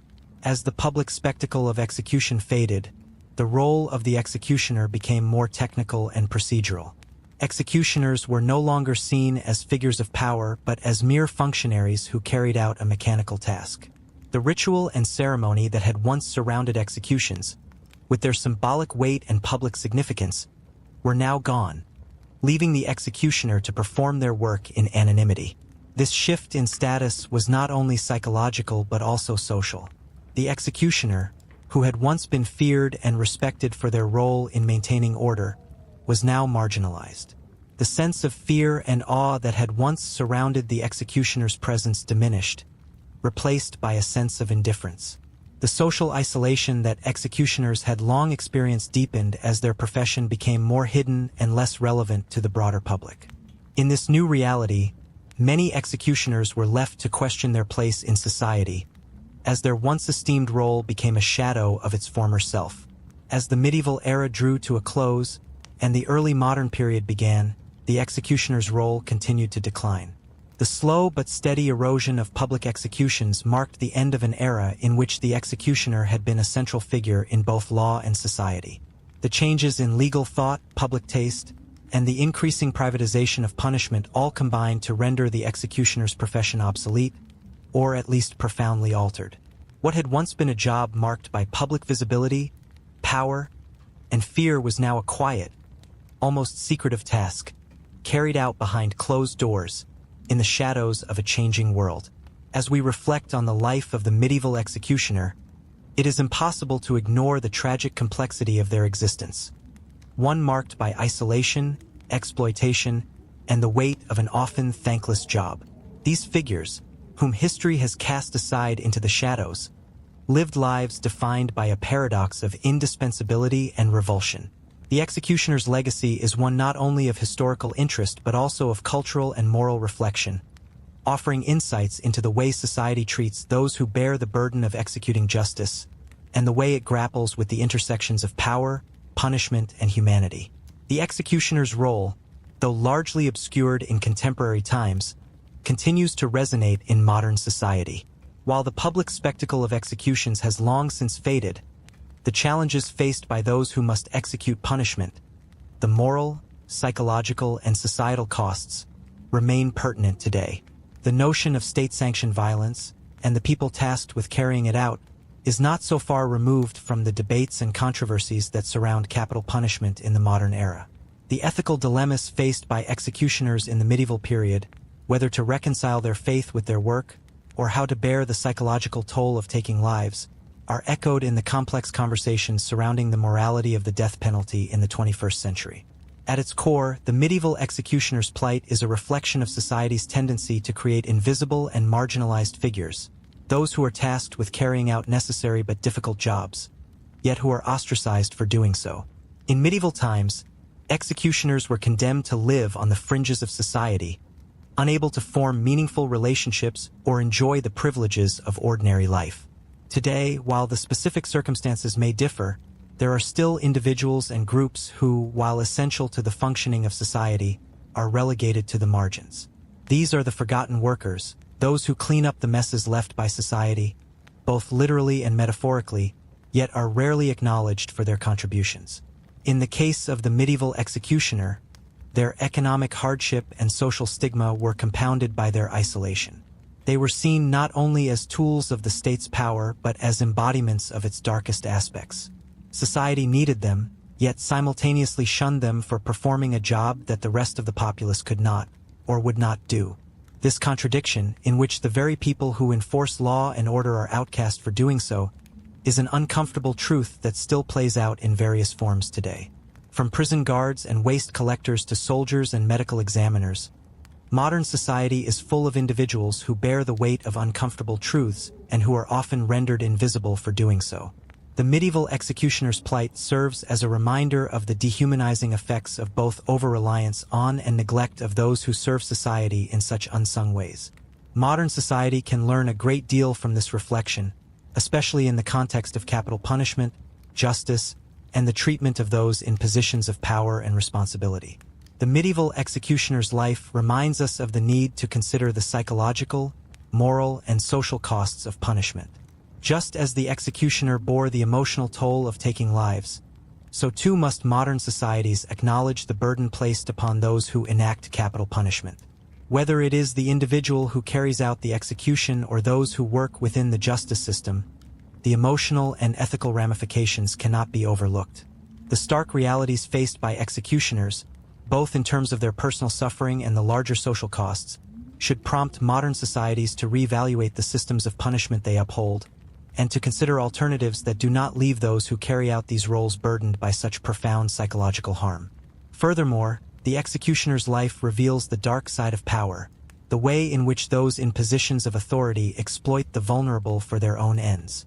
In medieval society, nobles and royalty relied on executioners to carry out their dirty work, yet they were often indifferent to the emotional toll on these individuals. The medieval system of punishment mirrored broader patterns of exploitation, where the labor and suffering of one group were used to maintain the power and status of another. Today, this dynamic still plays out in various forms, particularly in terms of economic inequality, social hierarchy, and the ways in which certain professions or individuals are undervalued or unseen. The medieval executioner's experiences remind us that we must continually interrogate the ethics of power dynamics in modern society, ensuring that the invisible workers, the ones who bear the heaviest burdens, are not forgotten. Beyond these ethical considerations, there is also the psychological legacy left by the executioner's profession. The toll that such a job takes on the mind, spirit, and body is evident in the executioner's internal conflict, their guilt, and their eventual desensitization to death. This experience has been mirrored in the modern day by those who work in high-stress professions where violence, suffering, and moral ambiguity are regular features, such as law enforcement, military personnel, and even healthcare workers.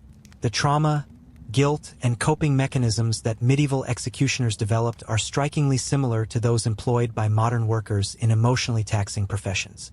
Just as the executioners of the past struggled with the psychological scars of their work, modern society must address the mental health needs of those who perform tasks that take a profound emotional toll. The legacy of the executioner serves as a call to prioritize mental health care, especially for those who are tasked with making difficult decisions that affect life and death.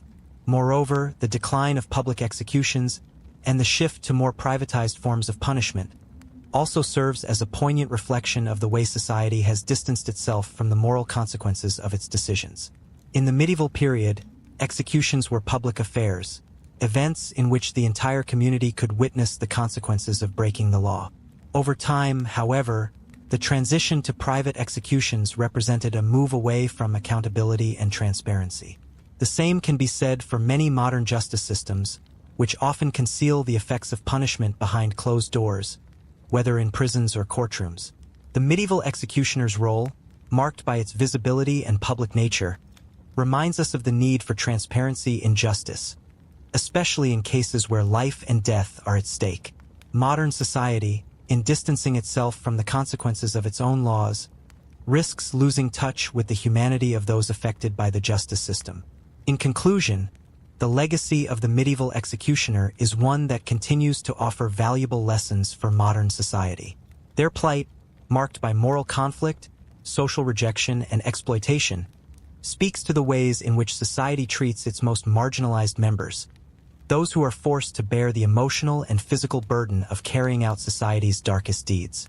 The historical executioner's story is not just a tale of suffering, but also one of resilience, survival, and the indelible human spirit. It serves as a reminder that the past, no matter how distant, has much to teach us about our present, and that the ways in which we treat those who serve in difficult and unsung roles have lasting consequences for society as a whole.